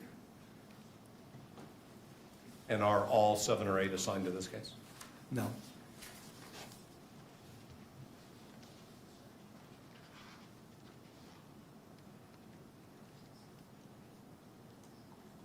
Are the 5 other than you who are assigned to this case experienced in aggravated felony cases? 4, well, Either 3 or 4, of the 5? yeah. Okay. All right, now, I'm going to ask you some questions about a specific member of your office. And because the court may or may not ultimately order that that attorney's identity remain sealed, you know what I mean by the word sealed, right? Yes. I'm going to refer to that person as Prosecutor A, okay? You all right with that? Sure. Okay. So how long have you known Prosecutor A? About 3 years. In your work as appellate counsel for the state, did you have any contact with Prosecutor A? I may have, I don't recall. We generally send something out to, when we get an appeal, we generally send, the AG's office, we send something out to the prosecutor, ask them to fill out anything that we should know. More often than not, they never send us anything. And because it's an appeal, I mean, we're bound by the record. So there's not usually an occasion, but sometimes there is. But I couldn't say for sure that I've never talked. I certainly don't remember ever talking to him, though I could have. Okay. Is Prosecutor A member of your executive team? Yes, Okay. And did you select Prosecutor A to be a member of your executive team? yes, And that was at the beginning of your Yes. tenure as the Utah County Attorney? yes, All right. And so you've had close working contact with Prosecutor A, who's a member of your executive team for the past 3 years? yes, And that, unless you're out of the office traveling or on vacation, that's basically every work day of the month, correct? yes. All right. And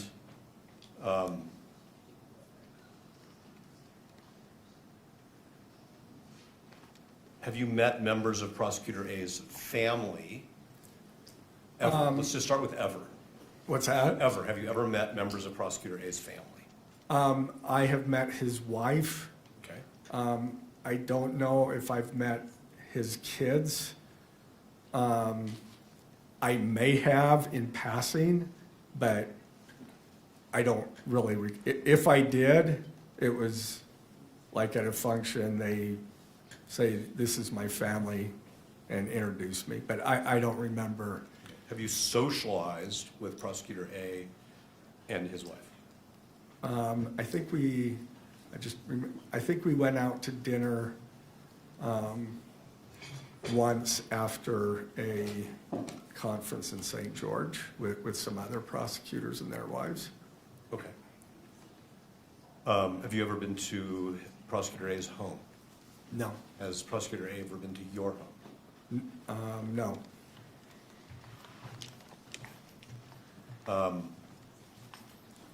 You engage in recreational activities in any way with Prosecutor A? no, Whatever you do, running, pickleball? no. I need to do more running, but unfortunately I don't. All right, understood. Okay, now, Prosecutor A has an adult child who was at the September 10th rally at Utah Valley University, correct? That is what I mean, I don't have personal knowledge of that other than what they have told me. So like, I never saw that adult child, but I'm assuming, yes, that's true. Okay, but on September 10th, 2025, at the moment that Mr. Kirk was shot and ultimately died from that shooting at Utah Valley University, you were in Davis County, right? Yes, I indicated in the motion that it was Ogden, but it was actually Layton. So it was Layton, Layton, yes. okay, And I think that's Davis County. all right, that's what I thought. And Prosecutor A was with you?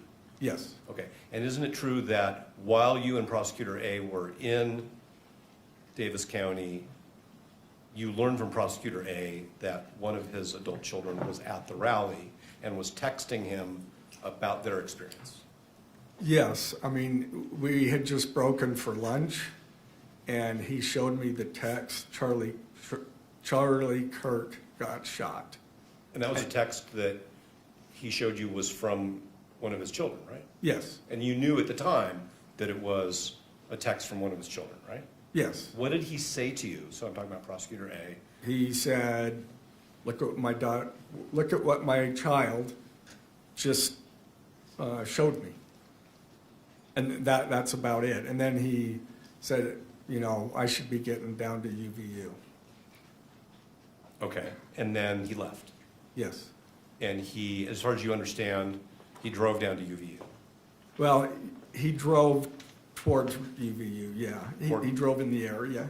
Okay. Ultimately, I met him and then we drove together to UVU. Okay, so you, according to the pleading that you, and you authored the pleading that was filed. Yes, I did. Okay, so that, for the court's benefit, that's the state's opposition to the motion to disqualify. You Yes. authored that, correct? Yes. All right. And in it, you said that 10 to 15 minutes after Prosecutor A left the event that you were at in Davis County, you left. Yes, Did you also head in the direction of UVU? yes, Okay, and then you and Prosecutor A met up somewhere? yes. And then traveled to UVU Yes. together in your vehicle or in Prosecutor A's? I guess there's a third alternative, which is you met somebody else and traveled with them. No, I don't remember whose Okay. vehicle it was. All right, did you talk to Prosecutor A? It was my vehicle, I'm pretty sure. Okay. So, And was that just about logistical convenience, like let's just go in one car, or was there Yeah. some specific reason? yes, no, that was no other reason. Okay. And on your way to that, what I'll call the meeting point, Uh-huh. did you have any conversations by telephone with Prosecutor A? Well, yeah, because we needed to meet. He left. I thought I would get some lunch first before I went to the command post.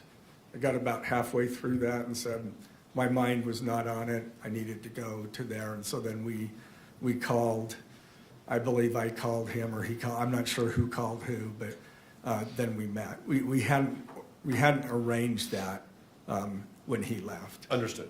But did he convey to you any more information about his child's experience in those conversations? No, Okay.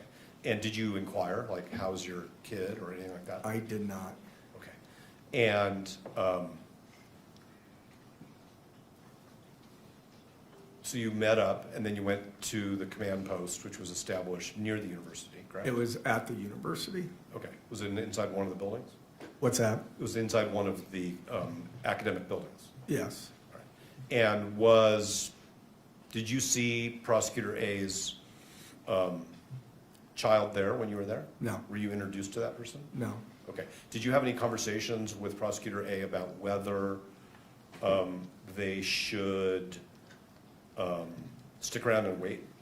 No. Did you? My understanding, based on, my understanding was that everybody had left. We were told that most of the students had left. They had not, or attendees, so. Okay, so as far as you know, Prosecutor A's adult child had left the university before you. As far as I know, my understanding was that, most of the students had fled.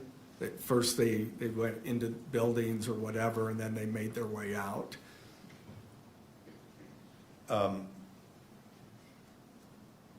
You are aware, I'm sorry, that's not a question.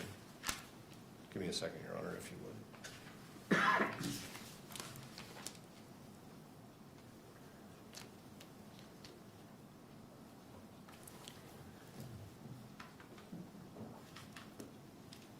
Okay, so did you spend time with Prosecutor A at the command post on September 10th at UVU? Yes, we were going different places, but there would be times that we would meet up. But off and on is all I can say. Okay. And did there come a time, either on the 10th or shortly thereafter, where he provided you with some information about how his adult child was doing, having been at this? I don't remember him ever saying anything about that, and I never asked. I probably should have. But I don't remember any conversation regarding his child.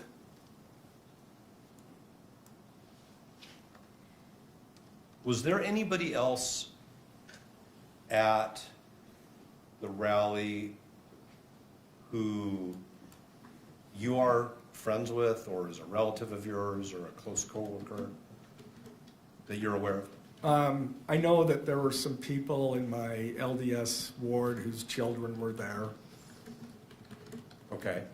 And when you say some people, could you be a little more specific? Like how many different families? Just members of the ward. Sure, but do you know how many different families that would be? I think I was told about 2. Okay. And who told you that? One of the families. Okay, so one of the families in your ward informed you that one of their own children had been there, and then another one had been there? And then somebody else from the ward had been there. I see. And do you know who those people are by name? I'm not asking you their names, I just want to know if you came to learn who they are. Yeah, I came to learn who they are, yeah. Okay. And are you close with those people? I mean, we're casual friends with one of them. But I don't think I learned that until well after we'd filed the information. Understood. When did you learn that? Sometime after. I don't know.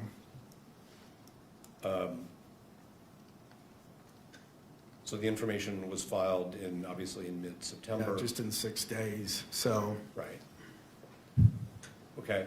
And do you know, like, if you saw the children of the families in your ward who you understood were there, if you saw them on the street, would you recognize them? I would recognize at least one of them. Did you ever have any conversations with them or their parents about their experience?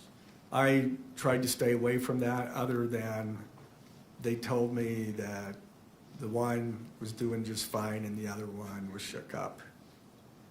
Okay. And the other one was shook up. I mean, is that the term used, or is that just your way to summarize? That's my way of summarizing it. What did they tell you? Having a hard time with it or something of that nature. I'm sorry I interrupted you. So somebody told you, somebody who you know from your ward, Yeah. told you that their child, is their child a student at UVU? Probably. I mean, they're young adults, so I'm assuming that. I really don't know for sure. Yeah. And I think what you said is that they told you that their child was having a hard time with it. What, that, not their child, but the other family's child. Other family's child. Yeah. Okay, so it was like a second-hand thing. Yeah. Okay. And do you know if either of those young people who were at the rally, well, I'll put it this way, do you know where they were in terms of in what I'm going to refer to as the amphitheater I area? have no clue. The one who was having a hard time with it, did you share that information with the prosecution team? I may have. I don't remember. I may have in passing. Did you ever suggest to any of the law enforcement officers that that person be interviewed because they were impacted by what they experienced? No. We don't interfere with the investigation. We try to assist. But law enforcement, they identify who they want to locate and who they need to interview, and I leave that to them. Did the person giving you this information, so this is another adult in your ward, tell you more specifically about what their child and the other child actually saw and experienced? No. Okay, so you don't really know much more about where they were, what they saw. All you really know is one of them was having a hard time Yeah. with the experience that they had. Yeah. Okay. I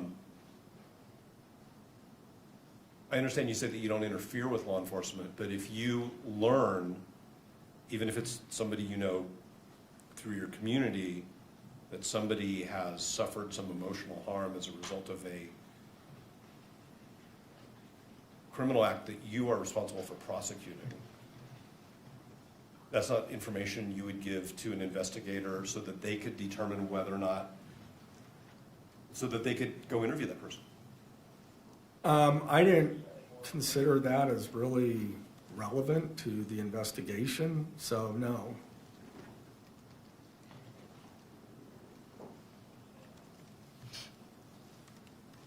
The fact that this young person was having a tough time with what they experienced is what you're saying isn't relevant? And when lawyers use the word relevant, we got to, Well, it's relevant to them. As far relevant as to our case, I don't believe so, no. okay, understood.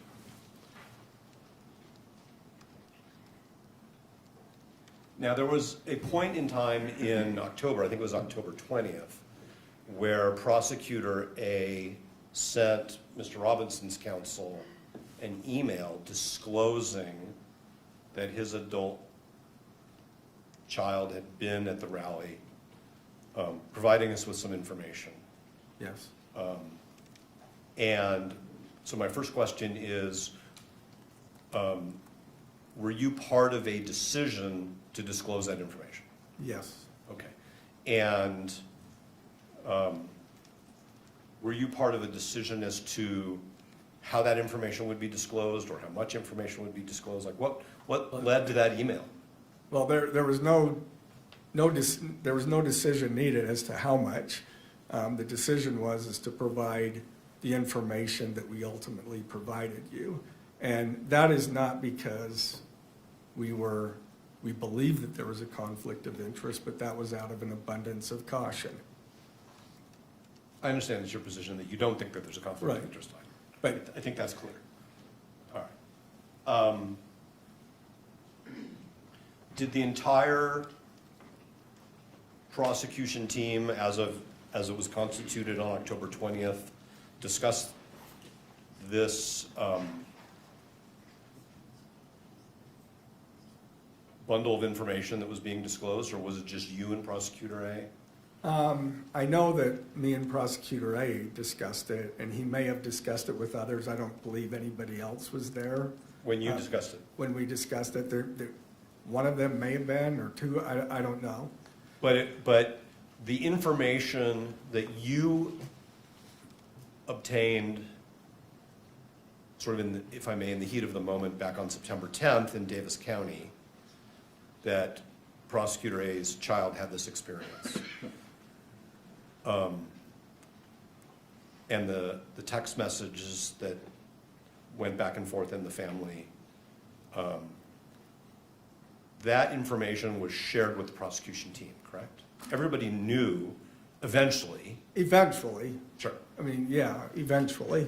Okay, so, I mean, I only knew the fact that she was there. At the time, I only knew that she was there and that she left. That's all I knew.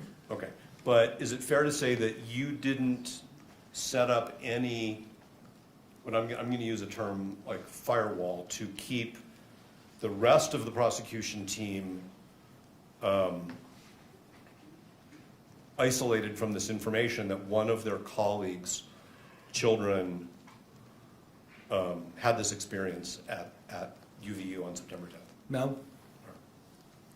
Is there a written policy in your office, either that existed when you arrived or that you've prepared since then, for how to evaluate whether one of your prosecutors needs to be screened off from a case?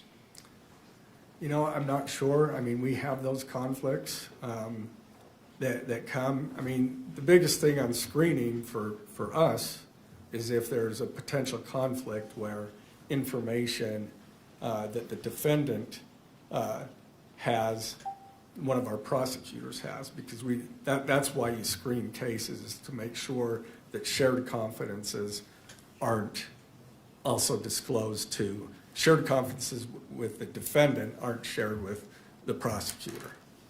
But you could agree with me that there are other types of conflicts that can arise other than what we might call the, privileged communication. There may be. I mean, I think there can be. I can't think of any right now, but I think the rules are pretty clear with respect to shared confidences. You can't, screening isn't the end-all of all, of how you treat conflicts. I mean, generally speaking, we will just conflict out to another office if we feel like we need to. One example,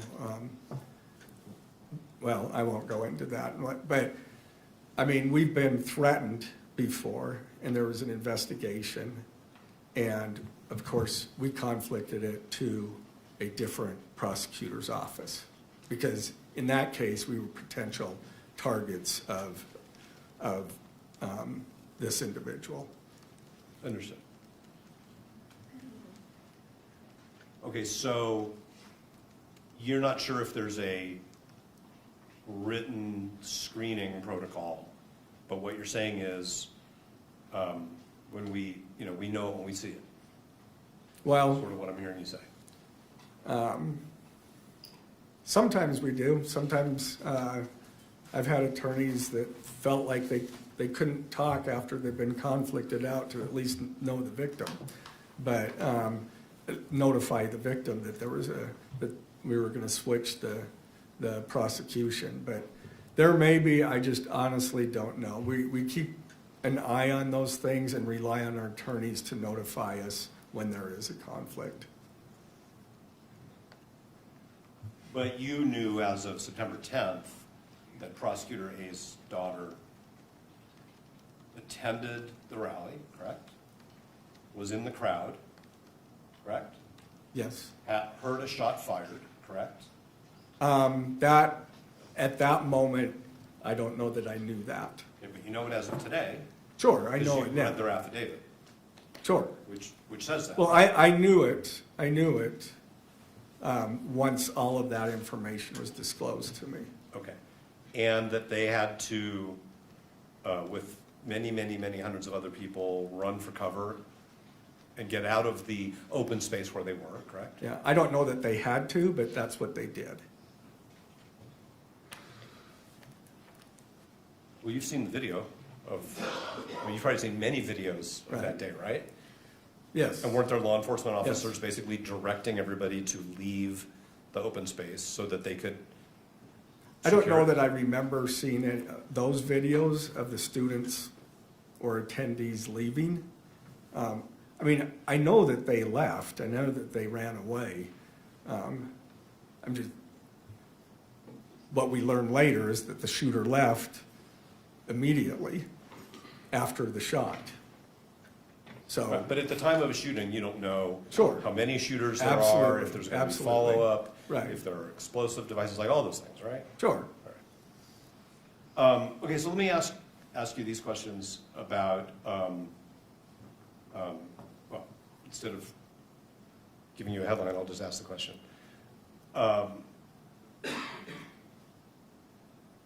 Once you had all of the information about Prosecutor A's child's experience, okay? What they saw, what they heard, what happened to them, the fact that they were separated from their personal property, all those things, okay? What I'm hearing you say is you never really discussed that with Prosecutor A and his family. No, I mean, I did discuss, I don't know if it was day 2 or day 3. Law enforcement was there on the day of the shooting, the next day, and I think into Thursday or Friday, I don't remember exactly which day. And at some point, I was told that Prosecutor A's child left the bag there. Okay. But if you never really talked about it with Prosecutor A, about the impact on his child and the family. I didn't say that. Not on the day of, or, I mean, in the intervening time, he reported a couple of times that he talked to his child and said that she was doing fine. She reported to him that she was not having any issues.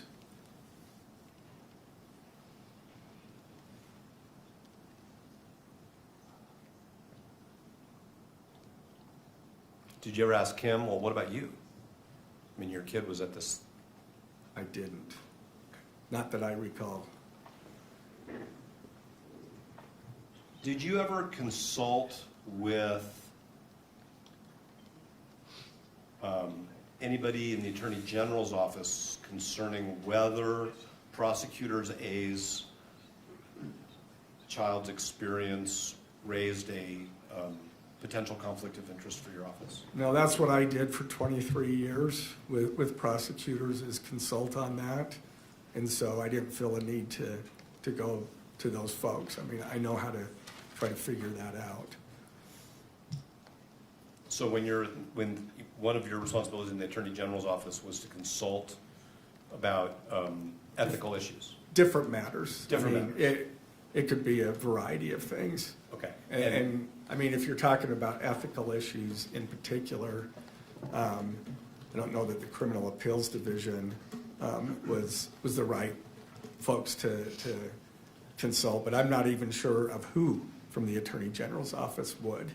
So, Okay, but you worked in the Attorney General's office for a couple decades, right? yeah, And what you're saying is that in your role as an appellate lawyer for the state, you would talk to prosecutors, I guess it's somewhat more informally, about ethical issues. yeah, every once in a while, yeah. Sure. And so my question is whether you reached out to anybody in the Attorney General's office about this particular issue. No, Okay. Did you, and when I say you, I really mean you or anybody in your office on your behalf, okay, okay? Because you're the chief prosecutor, right? Yeah. So when I say you, I Yes. mean you okay, and people who work for you. What about the Utah State Bar? no, I mean, they give ethics guidance to attorneys on all kinds of issues, right? yes. Okay. But no No. reach out. Other county attorneys in Utah, in other words, your colleagues who are elected chief prosecutors in their counties, did you discuss this with any of them? No, Are you a member of organizations of what I'll call chief prosecutors? I'm a member of the Utah County and District Attorneys Association, Okay. UCDAA. I'm actually the president of that organization.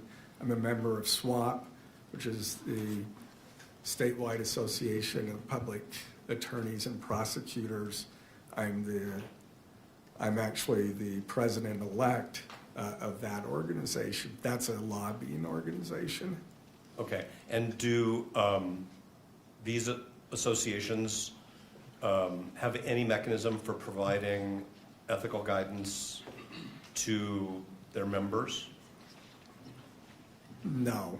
I mean, when we have questions, we may shoot out an email and ask about things. Did you do that in this No. situation? I consulted no one other than my team. Okay. I'm going to ask you 3 more categories, just to be clear. Okay. Did you reach out to any law professors who No. report to be ethics experts? No. Did you speak with any judicial officers No. about it? Court reporter, get the question and the answer. Oh, there you go. Well, I just said that I have talked to no one other than my team, so. Okay.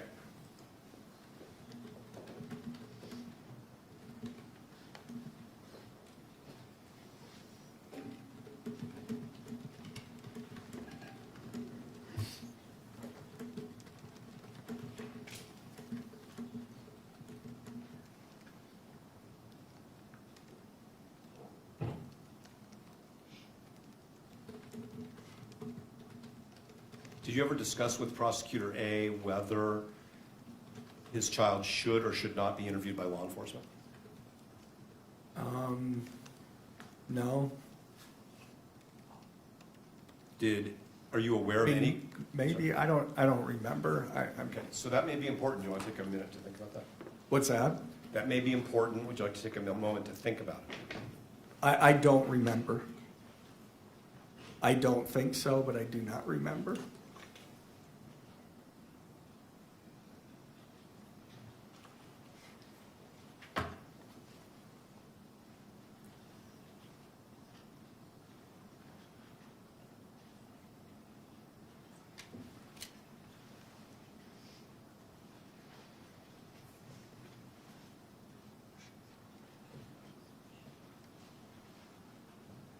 The brief that you filed on behalf of the state, I'm sorry, the opposition to the motion has a couple affidavits attached to it, right? Yes, Okay. And one of those is the affidavit of Cole Christensen, yes, and which for the court's benefit in the record is addendum C to the opposition. Special Agent Christensen writes in his affidavit that you and he, in mid-December, so that's after the motion to disqualify was filed, yes. went to UVU and basically conducted some observations and measurements, right? Yeah, he was investigating that part. I did go with him because it involved it doesn't involve trial. It's never going to come out in trial. So I did go there and assisted him. But he also had another officer there so that anything that I did could be corroborated by that officer. Okay, but isn't it fair to say that basically what happened there is you said, generally, Mr. Robinson's defense counsel have filed this motion to disqualify. I want to have some measurements done because I want to figure out what risks there were to Prosecutor A's child based on where they were and where you believe the shooter was, right? Yeah, we have very good evidence of where the shooter was. Okay, so I want to, And it was based on Prosecutor A's child indicated where the location that they were, I'll use they, and based on the evidence of where the shooter was. So we wanted to confirm that. Now they didn't know where, obviously where the shooter was, but we wanted to confirm based on, we knew where the shooter was, and so we wanted to confirm that that they weren't in the line of fire. And that was important because that's critical to the state's case, is whether or not someone's in the line of fire. okay, so there's a few things there I want to try to make sure I cover. And if Your Honor, if there's any point in time where the court or its staff need a break, just tell me, because I can break whenever the court needs that. We'll be taking a break shortly, but I appreciate that, and if any of the parties do need a break, please indicate it as well. I want to be respectful to all parties. Thank you. So the first thing I want to address, Mr. Gray, is that you knew that the defense had filed this motion to disqualify based on the relationship between Prosecutor A and somebody who was at the rally. Yes. And had the experiences that the court has already heard about. And so you basically went out with a law enforcement officer and you did an investigation and took a number of measurements. He did, yes. Okay, but at your direction, right? Because you're the one who I asked him to do that, yes. Okay.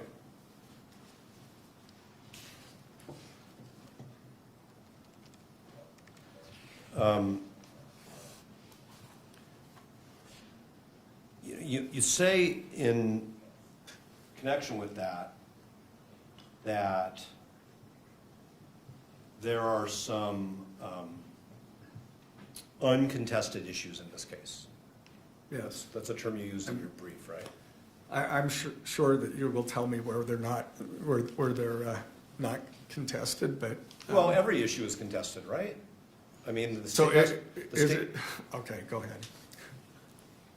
I'm not trying to have a argument because the court reporter Yeah. doesn't like I to speak stopped, over each so other. I'm not. And I'm bad at that too, and I have been for a very long time. But your measurements as documented in Mr. Christensen's affidavit, Special Agent Christensen's affidavit, are of things that you say are uncontested, but I just want to make sure, So can I clarify that? I never said that the measurements were not contested. I said what was not contested is the fact of the things that Child A could testify to. That's what I was referring to as what's not contested. Child A, as demonstrated in the affidavit, can testify that Child A was there, that her, Child A's location, and what the crowd did, what she did, and then what she ran in. That's what's uncontested. but aren't these also uncontested things which contested issues which you seem to suggest to the court are uncontested, and that is that the shooter was on the roof? No, I didn't say that was uncontested. I said what she could testify to is uncontested. And if there was something different than that, that's certainly what I meant. I understand that all those other things could be contested.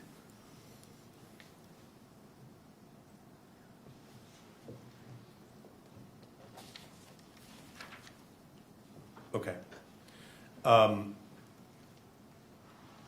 You've made yourself a witness to evidence that you've used to try to advocate to the court that there's no conflict of interest, right? I mean, you basically, even though you're representing the state, you went out and you participated in a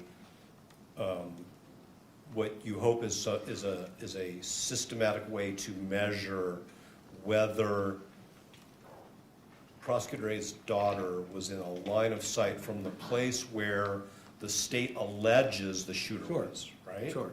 Okay. But as far as making myself a witness, I was careful to make sure that there was Cole Christensen and then an officer from UVU. If you look at the case law says that prosecutors can participate in these interviews and so forth. What we do is make sure that someone else is there so that we don't have to testify. And the defense can't force the prosecutor to testify under those circumstances. That's the case law.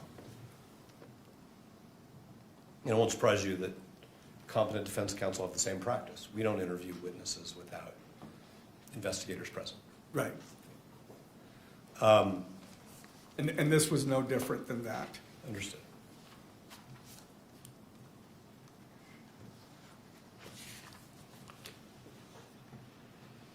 Okay, I do want to address another aspect of this line of fire situation, okay? So it's the state's theory of the case, if I may, that the shooter was on a rooftop, correct? Yes, Okay. And what's the name of the building that the state believes the shooter was on? I don't recall. Okay. And so these measurements that are in Special Agent Christensen's declaration, you're saying were designed to basically, if I may, I'm not trying to put words in your mouth, rule out whether the child of Prosecutor A is in some ways a victim of this incident? Not as far as a victim. We already understood that, based on where the buildings were, that the child was not in that line of fire, but we wanted to provide the measurements for this motion. So what is the significance of the measurement? What is the significance of whether the child of Prosecutor A was or was not in a physical position where they could have been shot? What is the significance of that? The aggravator, as you know, is that we're alleging that when the shooter killed Charlie Kirk, that he placed others in grave risk of death. And you've So now, anybody within that zone, if you will, was placed in grave risk of death. okay, and so you've now gone out and you've done these measurements from the place where you believe the shooter was, and anybody who can't, who's positioning at the rally, there's no line of sight, you're basically excluding all of those people from being among those referenced by that aggravator. That's our understanding. We'd have a very difficult time proving that others beyond that point were also in that line of danger. I mean, we could, I guess, we could make the argument, but that would be difficult to prove. And so, is it your position that because this adult child would not fall within the category of people to whom the aggravator applies, there's no other connection between those people and the prosecution? Not the crime. I mean, again, depending on whether, again, I rely on law enforcement to provide us with whether they have something helpful or not. We were able to determine based on what child, the prosecutor's child, there was nothing useful. There was no need to provide anything. I mean, we make those determinations when they provide it to us all the time. Did you work with Special Agent Christensen on his declaration? On what? No. On his no, declaration? I didn't. Did somebody else? Yes. Another one of the members of your prosecution team? Yes. That's generally the practice. Okay. Was it Prosecutor A? No. Okay, now, we've also, I should say, you also filed with the court Addendum B to your opposition, which is the affidavit of the child of Prosecutor Yes. A, right? And this person is a young adult who is a student at the university, right, at UVU? Yes. Okay. That's what I'm told. I Okay. have no Did you reason to doubt speak with this adult child in connection with the preparation of their affidavit? that. I did not. Do you know who did? I do. Who was that? It was Mr. McBride. Okay. And do you know whether Mr. McBride consulted at all with Prosecutor A about that? I couldn't answer that. I don't know. Okay. Did you read the affidavit? Of course, I wrote the opposition. I better read the affidavit. Did you play any role in the shaping of the affidavit in any way? No. It was just given to you, here's the affidavit? Well, we were aware of what the student, I'm going to call it student now. It's fine. We were aware with what the student had said as far as what the student was aware of.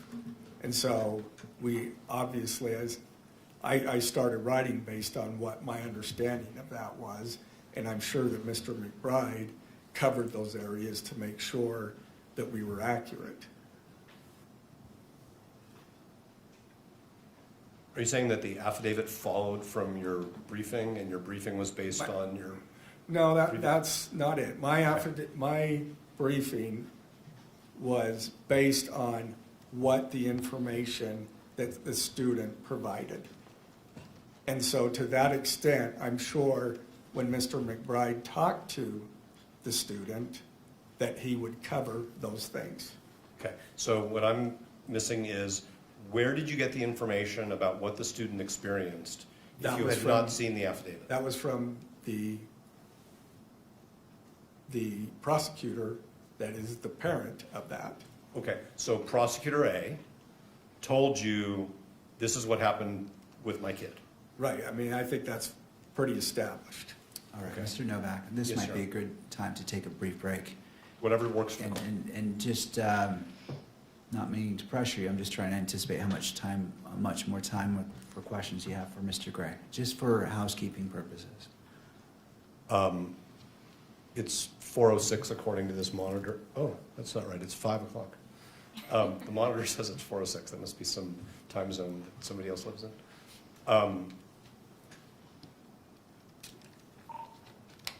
At least another 20 minutes. All right. So we'll take a 10 to 15-minute break, and perhaps council can confer in regards to housekeeping, how we wish to address the remainder of the witnesses, whether in a setting today or a different setting. I'm not saying which way, but if you wouldn't mind consulting, and we can discuss that briefly when the recess is over. That's fine. Do you want to give us some guidance on what works for the court and its staff? Because I didn't know it was 5 o'clock, but it is. Right. Go ahead and discuss that, and I'll talk with staff as well. That it gives me time to speak with them, and then we can confer Very well. with that. All Thank right. you. Court will be in a brief recess for 10 to 15 minutes. All right.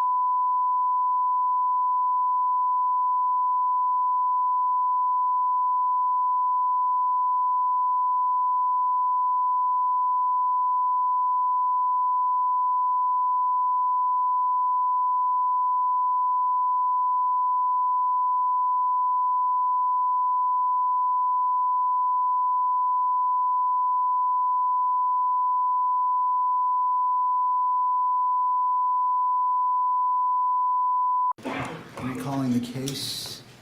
Thank you, Your Honor. There's actually a consensus among counsel and Mr. Gray, and we discussed this with the court staff, who didn't object, that since it's 5:20 on a Friday, we should recess now and reconvene on February 3rd. As previously scheduled, we have a hearing that day, if that works for the court. So that's what we think we should do. All right, and so that was a consensus I was leaning toward. However, I think it may be appropriate to finish out this testimony and be done with that. And that way, when we start up, we're starting with a new witness. It's a little bit awkward to break, especially over this space of time, because he won't be able to talk. He'll be on the stand, and he can't talk to anybody about his potential testimony because he's under oath, and he's still technically on the stand until February 3rd, and that could create complications given the nature of his profession and the office. I assume that the state has some questions for their Yes. witness, and then I would, Oh, I see. We're probably an hour and a half Okay. adding everything No, up from now. you know what, you're right, all right. All right, well, that makes sense. And to all parties, that's the consensus, the stipulation Yes. to the state? All right, thank you. and Mr. Gray did tell us that he has a flight later this evening, and just for total transparency, Mr. Burt and I have a flight to California, which boards in 2 hours from Salt Lake. Your Honor, obviously, we're not asking that he not be allowed to communicate with the county attorney's office. If they Sure. just don't discuss his testimony, that'll be sufficient as officers of the court. I appreciate that guidance. I just want to make that clear. It is a little bit tricky when somebody's on the stand and they come off the Understood. stand. All right, well, I believe we do have a hearing set for February 3rd at 1 o'clock. Does that comport with everyone's notes? Yes. And we'll go ahead and reconvene at that time and continue this hearing, and we can take it from there. Does any party wish the benefit of the record? I don't think we need to ask the court to order the witnesses to return or serve new subpoenas. Yeah, no, I think the witnesses are planning on attending that hearing as well. We'll make sure that's, We don't need the record for that. All If right. we are told we need a new subpoena for any reason, we'll do it. All right. Thank you, Your Honor. Thank you, counsel. I appreciate your hard work today. I wish you a good afternoon and a weekend, as well as to Mr. Robinson. Court is in recess. All right.